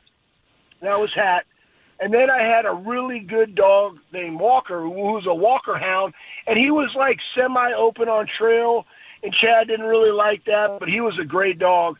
I had Walker, and then I had Bill, and let's see. Oh, I had a Roscoe, and Bill had more juice to him. Roscoe was more of a help dog, good dog. And then I had Patches O'Houlihan. Patches was this female gyp that I got, and she would literally she was a gem. She was a gem. And then I had one that I bought as a pup. His name was Scraps. I liked it because he was just scrappy. And I'm just like, that's you, man. And then my catch dogs were Victor and Lex. I didn't name them, but they were dudes, man. They were dudes. You know you're a dude dog when you're just riding on the back of the four-wheeler, because I built dog boxes for them on the four-wheeler. And we got fancy because back in the day, like, we walk hunted all of this. And then in like 2007, when I got to the league and I had a little bit of Brad Hole money, I bought a 4-wheeler, Upper Caliente. And I built him a dog box, and he'd just be up there in the dog box, and he'd just take a dump right there. And, hey, I'm riding around like I'm ready to hunt some pigs, And I'm like, hey, man, whatever, let's go. He went in there fast, hard, and violent, let me tell you, and he was lighter because he could just take a dump anywhere. For those of you playing Morning Juice Bingo, if you had Schlegs saying genitalia and also making a fart noise today, you can put an X on those two spots. Yep, Schlegs, you're the best, man. We'll talk again next week. Well, guess what? I'm gonna go to the armory right now, and I'm gonna hit heavy front squats. I'm gonna hit 365 for 5 front squat today, just to feel frothy, and then I'm just gonna try to blow my legs out to where I can't walk for the remainder of the day. And then I got Hastings Middle School football tonight. Nice. Let's freaking go. All yeah. Right. Oh, side nugget, shout out to those guys. None of the guys at Hastings Middle School, Bob, have a kid on the team. They've been coaching there for 19, 20 years. I'm like, dude, just give me some love. And I'm like, what do you want to do? I'm like, hey, man, I'm the assistant of the assistant. Like, I just want to collect cones and bring juice and encouragement to young people. So it's super. They're fun. Great guys. All right, Schlegs. Thanks for the time, buddy. We'll talk. Hey, go Bucks, beat Cancer, Columbus. See y'all later. I don't even know what to do now, Bob. Grab that leg and crank on it like an accordion. That right there. I forgot that happened. That might be a Schlegelism. You might want to rip that. I wrote down like 4 different things. We may have a record number off this conversation right here. 26 minutes. It was a long segment. It was amazing. But you pull his string and then just get the hell out of the way. Yeah. And genitalia, a dog named Bill, and Patches, and Scraps. Those dog names are great. The grab the leg and crank on it like an accordion. Yes. When talking about the delivering of a child was maybe that might be the most underrated part of this. I didn't mean watch it while they're giving birth. I meant afterwards, watching it in the hotel room. I get you. I get it 100%. Hey, do you need a bank that truly values local businesses in this town and the opportunity to work alongside them as partners? Whether you're a small business or a large operation, Riverside Bank of Dublin has the right tools for the job. Riverside Bank of Dublin has the experience of working right here in Central Ohio. They understand the business climate in the area and will help you reach your goals. Whether you need an SBA loan to get your business off the ground, a credit line to keep your business running smoothly, or an equipment financing package to get your business up to scale, Riverside Bank will tailor the solution to fit your needs. Visit them at riverside.bank or stop in and get to know them in person at 6300 France Road, Riverside Bank of Dublin, member FDIC, equal housing lender. A prominent player says the pros would have been a pay cut. We'll do that next. Morning Juice. Delaware County Veterans Services, here for those who served. Located on the ground floor of the historic courthouse in downtown Delaware, our team of veteran county veteran service officers is ready to help you access VA benefits, emergency financial assistance, dental and medical grants, transportation, and more. Need a ride to a VA appointment? Facing a financial emergency? Are you or your spouse simply looking for answers? Then give Delaware County Veterans Services a call. 740-833-2010 to schedule an appointment. Delaware County Veterans Services. When it comes to protecting your assets, you need a security partner. Event Risk Security Services is a U.S.-based veteran-owned company providing protection services, consulting to Fortune 500 companies, movie studios, celebrities, and high-net-worth individuals. If you're tired of fluff margins with low compensation for poor quality services and an endless revolving door of vendor staffing, then give them a try. They're virtually the same cost, and they can address what keeps you up at night. Event Risk. Check them out at eventriskinc.com to learn more. 1 in 4 Americans today are living with a disability. I'm one of them. I care deeply about creating a world we can all fully participate in, free from stigma, misperceptions, and barriers. And we've got a trusted ally on our side, an organization we can rely on, Easter Seals. Rooted in communities nationwide, Easter Seals helps empower millions of people, regardless of age or disability, through its life-changing services and powerful advocacy. Today and every day, Easter Seals is leading the way to full equity, inclusion, and access to healthcare, employment, and education for people with disabilities, families, and communities. That's my Easter Seals. Make it yours. Learn more and get involved at easterseals.com.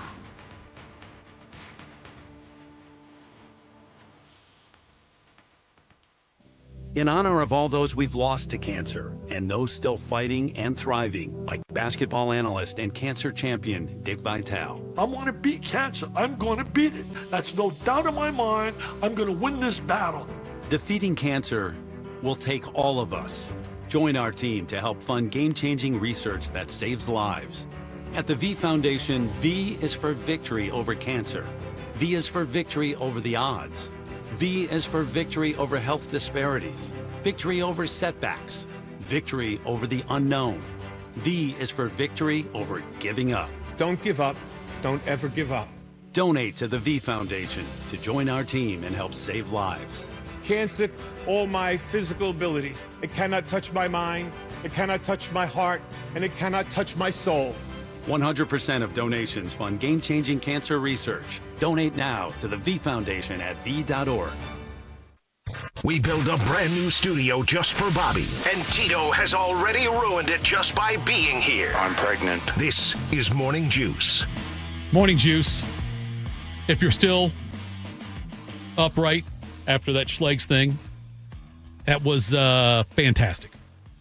And we got a lot of Schlegelisms we can use. And now, by the way, I've got to publicly say, I got my thank you card from Shark. There you go. Listen, there's zero chance he was not going to send you one. It's very nice, too. Right. It's a very sweet card. Did a lot Did you more read it handwriting. already? Yeah, I read it already. It's a very sweet card. A lot more writing that I've done in a long time. I don't write at all, and that's good. Good for him. Didn't you used to be a writer? I did, but a typer.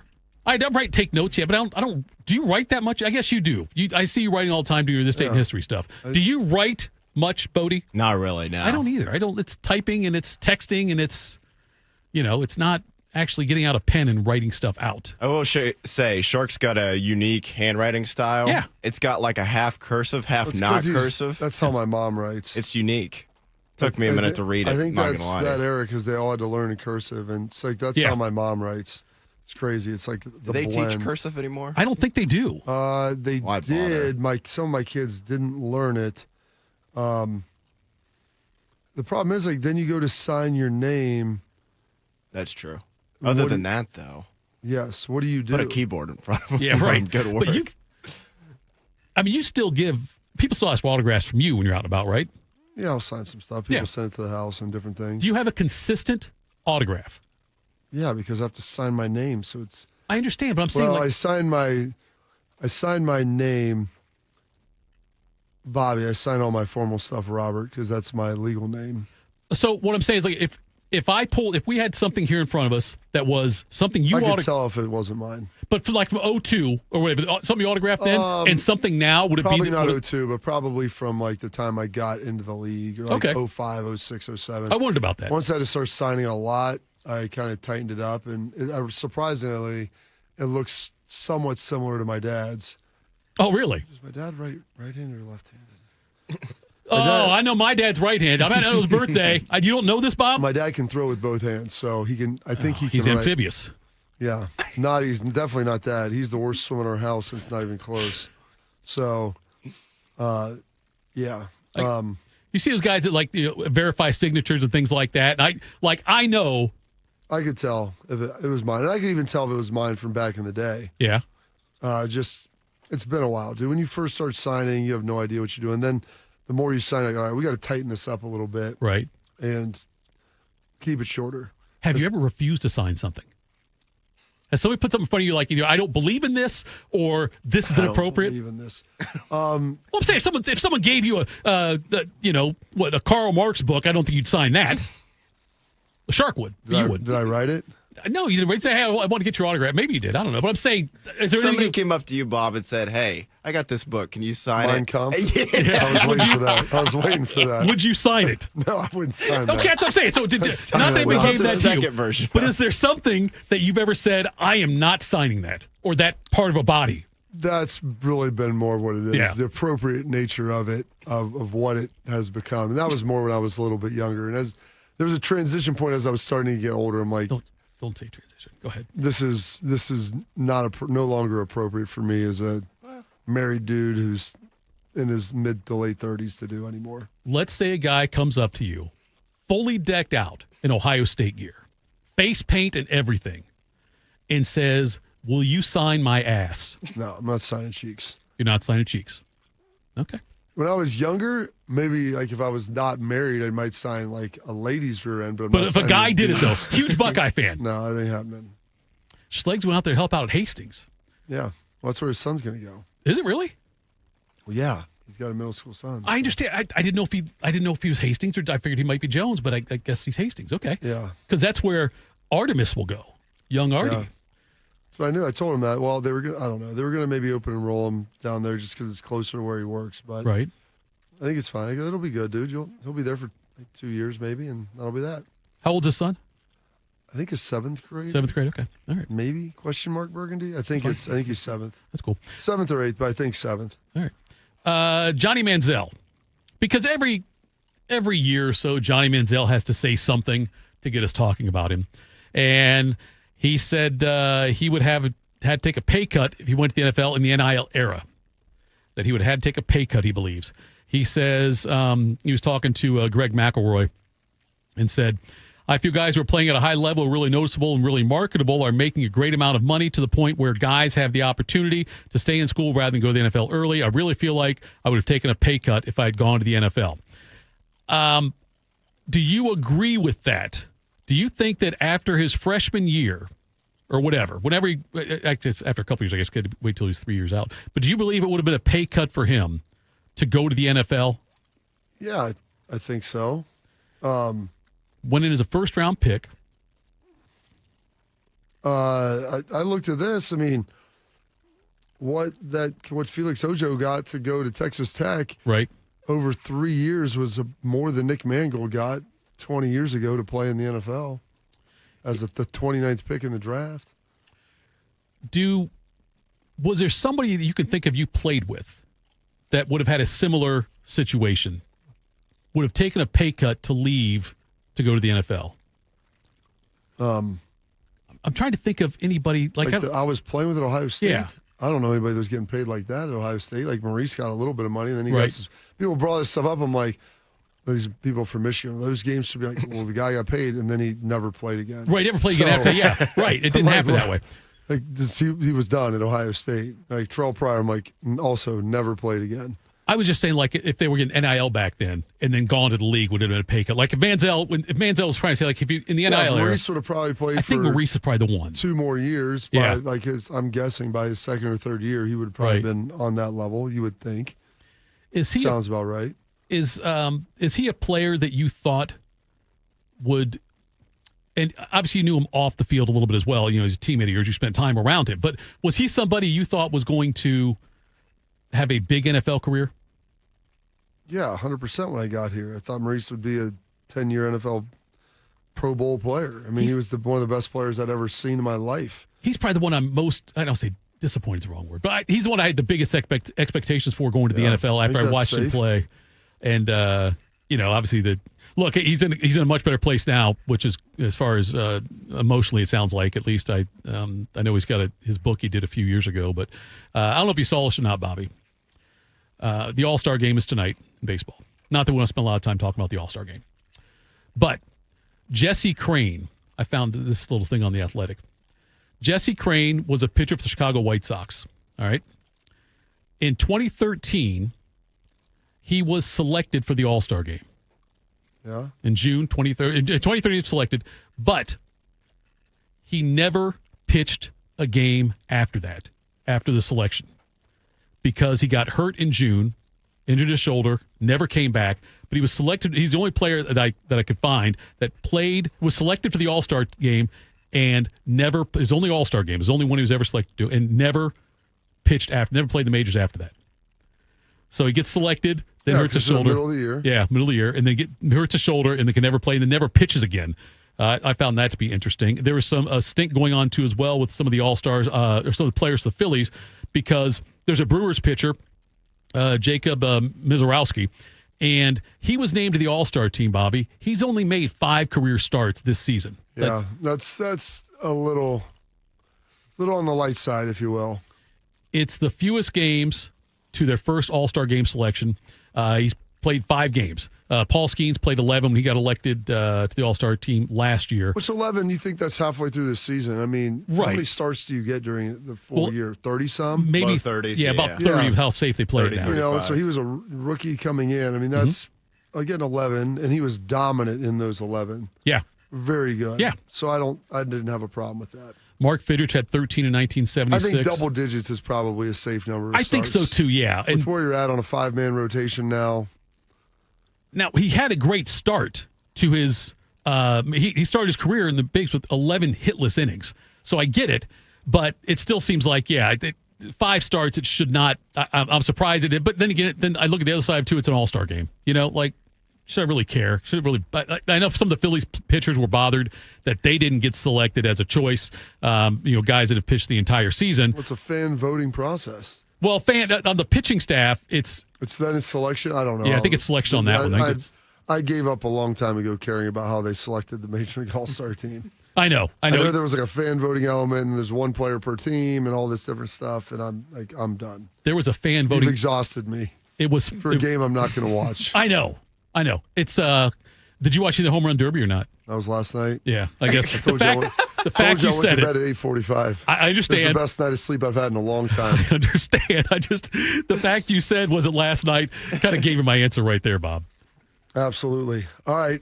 Before we get going, hit the music. All right, let me do that for you there, Bob. Bob. Thank you for me keeping the show on the track. That's what we need. That's what we need. You hear the sound, you know what it is. It's a Tuesday, which means the featured appetizer at Roosters is $3 all day long. That featured appetizer is one of my favorites. The fried pickles cut and breaded into fried, crispy, delicious chips served with some of Roosters' homemade ranch dressing. They're a big deal. I'm glad you got that, Bodie. I threw it in there earlier. I don't think anybody got it. The question to win the $50 Roosters gift card. Talk to Schlegs about 45 minutes ago. I don't know where this is going. Not even that long ago. Yeah. When we began, it was about 43 minutes ago. Yeah. Somewhere during his 25-minute monologue, I don't know if there was anything that was resembling a rational comment. You were awarded no points, and may God have mercy on your soul. But he did reference when his wife was giving birth, when you talked to him about sports, he referenced this musical instrument in his effort to help deliver the child. What musical instrument was that? 614-821-1460 and win the $50 Roosters gift card. All right, Bodie will take care of that. We'll tell you what's got us juice next. Morning Juice. Hey, it's Bobby Carpenter. I know what it's like to be stuck in that cycle of pain where you're trying to get better. You keep going to the doctor, steroid shots, surgeries. Do not go down that road anymore. Go see my friends at QC Kinetics. They will help treat you without going under the knife and without the meds. QC Kinetics are the leaders in regenerative medicine to help your body heal itself. And I should know, I've been a client there, and they helped me with my knee get back to the running in the summer and go on whitewater rafting and all of the things that you enjoy. And this is the critical part about my friends with QC. 92% of patients report satisfaction with their results. That's peace of mind. It's not just a number. They're trying to help you. They're the second opinion that you're looking for to keep you from getting under the knife. To find out if you're a good candidate, go check them out at qckinetics.com/Columbus. The consultation is free, or call 380-2845-44. That's 380-2845-44. They have offices all over Central Ohio. So go check them out. I'm Shanola Hampton. Every day, millions of people face hunger. Today, I will share with you some of their experiences. I'm stuck between paying for medications or paying for food. John from Maine. After paying my bills, I can buy groceries. It's sad to say, food comes last. Alice from Oregon. I thought pantries were for less fortunate people, but anybody could be less fortunate in a day or even a second. Claire from Virginia. The Feeding America network of food banks helps provide over 6 billion meals to people in need each year. No one should have to worry where their next meal will come from. Together, we can end hunger. Learn more at feedingamerica.org.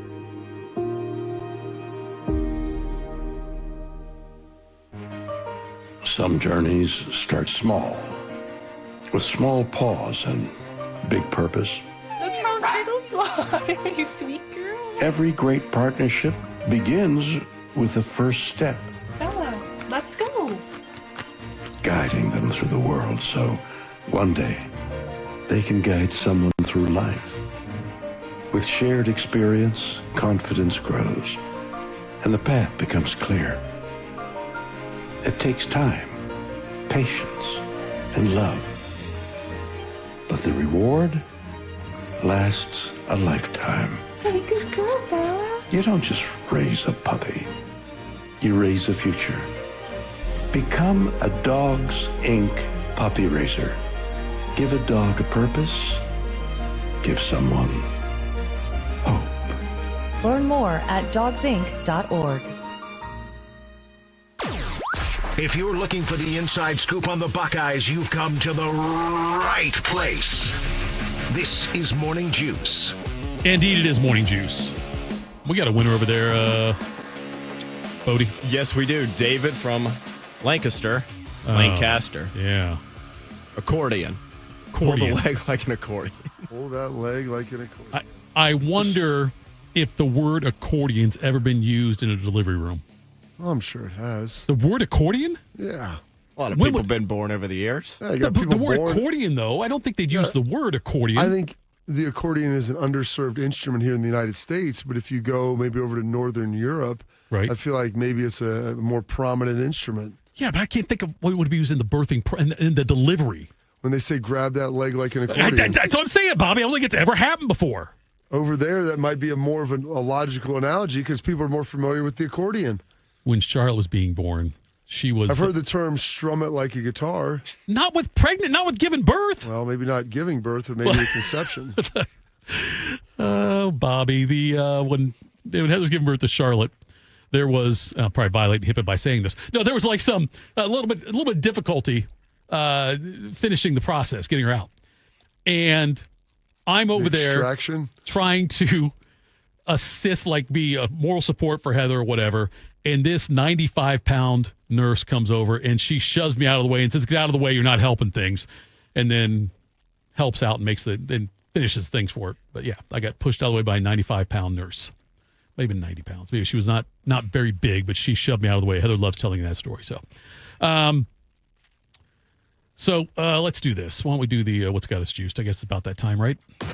What's got you juiced? Sponsored by Billiards Plus. Find your next grill and everything you need for the master griller. Billiards Plus on Dublin Center Drive in Dublin. It's a Tuesday, so that means Bodie gets us going. And we will have the man himself, the man of the hour, literally, Schlegs, get us started here. My wingspan's probably like 5 feet, total, right? So now I'm 6'1", I'm slow, and I got short arms. Great. Still got drafted though, Schlegs. That's pretty good. He people, did. He did. Wingspan's only a small part of the NFL combine. Right. Yes. Yeah. Didn't quite There measure. are certain coaches. Bill Parcells would not draft people with like certain every position had metrics, and if you were inside that wingspan, he would not take you. Yeah. Offensive tackles, I feel like, is kind of the most popular position for that, for the most part. I got a couple things for you guys today. First off, had to go back to yesterday's fan poll. We're on a roll here. We'll see how well today's does. But nevertheless, yesterday, if you could only watch one of these actors' catalogs for the rest of your life, who would you choose? Tom Hanks, Tom Cruise, and Harrison Ford? On Twitter. It was super tight. I looked at it later last night. Harrison Ford won at 34.4%. Tom Hanks had 33.8%, and Tom Cruise had 31.8%. I mean, that's as tight as you're going to get. And then on YouTube here, because we put it on Facebook and our website, but YouTube and Twitter is the easiest way to kind of sort out the percentages. Facebook's just a bunch of comments, obviously, so hard to sort through that. But nevertheless, on YouTube as well, Harrison Ford also won there, but 36%. Tom Hanks at 33%, and then Tom Cruise at 30%. So we were neck and neck. So good job out of you, Tito, with the fan poll there. Also, what has me juiced, we talked about this earlier today on this date in history. The movie Staying Alive came out on this date. What was it, 42 years ago? I think it was in 1983. Yep. And of course, anytime I hear that song or even just hear those words, it makes me think of this scene right here. All right. So, assessing the situation, are they breathing? No, Rose. They are not breathing, and they have no arms or legs. No, that's not part of it. Where are they? You know what? If we come across somebody with no arms or legs, do we bother resuscitating them? I mean, what kind of quality of life do we have there? I would want to live with no legs. How about no arms? No arms or legs is basically how you exist right now, Kevin. You don't do anything. All right, well, let's get back to it, because you're losing them. Okay, too fast. Everyone, we need to pump at a pace of 100 beats per minute. Oh, okay. That's hard to keep track. How many is that per hour? How's that going to help you? I will divide and then count to it. Right. Okay, well, a good trick is to pump to the tune of Staying Alive by the Bee Gees. Do you know that song? Yes, I do. I love that song. First I was afraid, I was petrified. No, it's staying alive, Okay, staying alive. You were in the parking lot earlier. That's how I know you. I couldn't play the whole thing because it's like 4 minutes long, but there's just so much. I mean, that's only half of it, and you could argue you're not even getting the best part of it when Andy starts singing. Kelly gets up, starts dancing. Right. Dwight, give me some cuts ice the in a face off. styrofoam bucket. Right. And then he cuts the face off. Harvest the organs. Harvest the organs. And then they have to go to corporate. Like, Dwight, why did you cut the face off? He's like, well, I saw it in the movie. I wanted to see if it was realistic. Michael goes, now we know if we come across somebody who needs CPR, we don't do that. So it was so great. I instantly thought of that yesterday when I was getting some names from you, Carp, to get some today in history stuff. So it's funny that because has me my mom super juiced. is she teaches lifeguard instruction and CPR, and she's certified to do all that through the Red Cross. And so she bring those dummies home. We have people in her house, and they're very expensive. And she was do not break, do not touch these. She'd be yelling because we try to play with them and screw around with them, obviously. Cut the face off. It's like I saw that. I'm like, my mom would be yelling at the screen right now. What are you doing? What are you doing? Oh, just absolutely remarkable. What's got me juiced? Let's hit this cut here, Bodes. 40 years from now, you would trade every dollar in your bank account to be exactly where you are right now. Every single dollar, every achievement, everything that you own to be back in this moment at the age that you currently are. Which shows you that the most valuable thing that you have in this world isn't your money, isn't your achievements, it's your present moment. You will never be younger than you are right now. So you've got to learn to enjoy yourself. The only thing between you and your happiness is you. Only thing between you and your happiness is you, Thitoff. So remember that. As young as you'll ever be is this moment right now. You're getting older by the second. I'm older again. And now again. Scary whale. Thinking about it. It is. I know. It really is. It's good, though. But that's got me juiced. Yesterday, the kids had their final swim meet. First Saturday, it was a good little event there. They did a good job competing. Fun time. And then what got me super juiced is the fact that I got a great night's sleep last night. It's the first one I've had in quite some time. I woke up rested and rejuvenated and ready to tackle the world with the fire of 1,000 suns. Ready to take on the world with a enthusiasm unknown to mankind. Let's not quote Harbaugh. We can't quote Harbaugh. I mean, is that even a Harbaugh original, though? Did he steal it from someone else? He probably, I bet Connor Stalions got it to him. He missed 100% of the shots you don't take. Right, Michael Scott, Wayne Gretzky. That's probably what happened. What's got you juiced that off? Well, a couple things. First of all, we don't even really do a show. This was Schlegs did half the show, and then we got that great Office clip. So today I stole. By the way, I got a great, nice thank you card from Shark that did show up after all the grief I gave it on the air yesterday. Fish brought it in today, and it's well done. It's a beautiful sentiment by him. And I do miss Shark. Looking forward to seeing him August 5th. I don't, not at the expense of Bodie, I miss Shark, but I miss hanging out. Like the baseball talk about the All-Star game, Bobby Shark and I would have totally hijacked that segment. It would have been nothing but that, where no one would listen to us. But that's got me juiced. Schlegs over to Hastings. I might take my kid over there today. It's like a morning practice probably. They like 2 days yet, or middle schoolers? No, they're not to that point yet. They may be doing some sort of conditioning or something like that. I don't know, Bob. I don't want 2 days. 2 days even is still No, they don't. I thought they They don't do 2-a-days anymore? High school they do probably, right? They maybe are allowed to do like a handful. It's like 1 week though, buddy, because they start the season so early now. And they start mid-August, like the scrimmages, the games. I mean, they start a week before college, like week 0. So they play like 3 games by like usually like September. August 16th or whatever. The first weekend of September is usually like the third game of the season. Now. Yeah, it's crazy time. I'm going to make sure I get out some more high school football games this year. I'm going to try to get to more than I usually. I only go to a couple. Are you allowed to go within 100 yards of a school? No. I'm usually back in one of the in the parking lot. Well, yeah, I can be in the parking lot, not the field though. But I do Teddy Bridgewater. Yeah, that's what. Teddy, I'll volunteer from the stands. That's what I'll do, Bob. But yeah, I'm looking forward to seeing some more. Do you go every week to high school football games? I used to. I used to help my dad for a long time. Though, when he finished up, I'd go to Lancaster a little bit. I go to some of Arlington's games. It just depends what we've got going on. It's like my only night off during the season, so I try to relax a little bit. I'm a fair weather fan at this point. I'll go when the weather's good. Do you want to coach? I don't know. Would you want to follow your dad's footsteps and be a head coach? Following your dad's footsteps. As far as coaching goes, no, your dad was a damn good coach for a damn long time. I don't know why there's 2 dams in there, but well, sure. I want to emphasize it there, Bob. Yeah, I agree with that. Do you have a desire ever to do that? Yeah, I do. I said those are the best probably 7 or 8 years. A time of my life for 7 or 8 years was getting a chance to coach with my dad. Yeah. Now, coaching with him was part of that. Right. I enjoyed the element of coaching. I don't know if I have the time. I'd have to restructure my life. So be careful what you wish for, Thitoff. If you'd like me to come in here, you better quit pushing these narratives. No. Because there are things I would like to do other than this. I can't think of anything you want to do other than this. But and I'm not pushing the narrative. You're the one who's brought up a couple times. If you might not be doing this at some point in time. I've never said that. Yeah. So I'm not pushing a narrative. I'm fighting back. I'm pushing back on your narrative is what I'm doing there, Bob. That's what I'm doing. You just keep bringing it up in my bringing it up, into my conscious realm. So we have to discuss it. And the more what's that called, like a dog, when it's like every time they like do something? Pavlov's dog. Pavlov's dog. Yeah. You mean when Ring the bell. hits the ding and gives the right. That's what we need to do. Yes.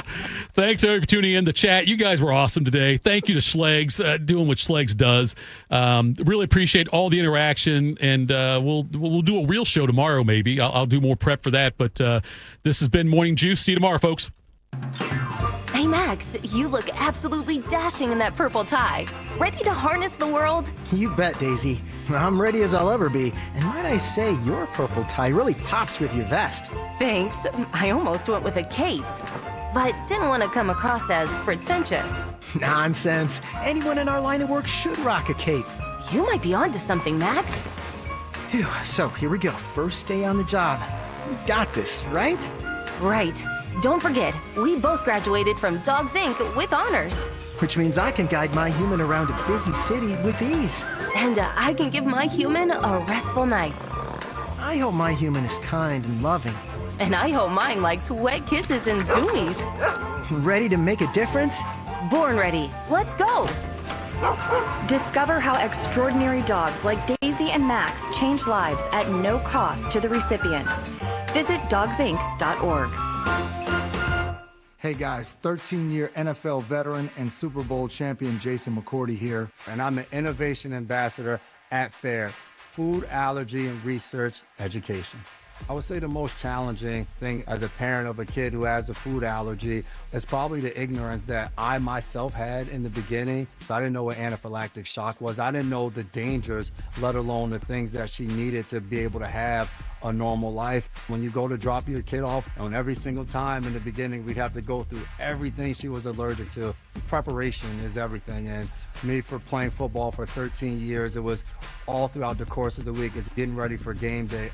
When you're on the field, you're playing for your fans. At home, you're playing for your family. My playbook, read labels, keep it allergy friendly, and have an epinephrine nasal spray as a backup plan. Because when my family's safe from food allergens, that's the real victory. Visit foodallergy.org to learn more.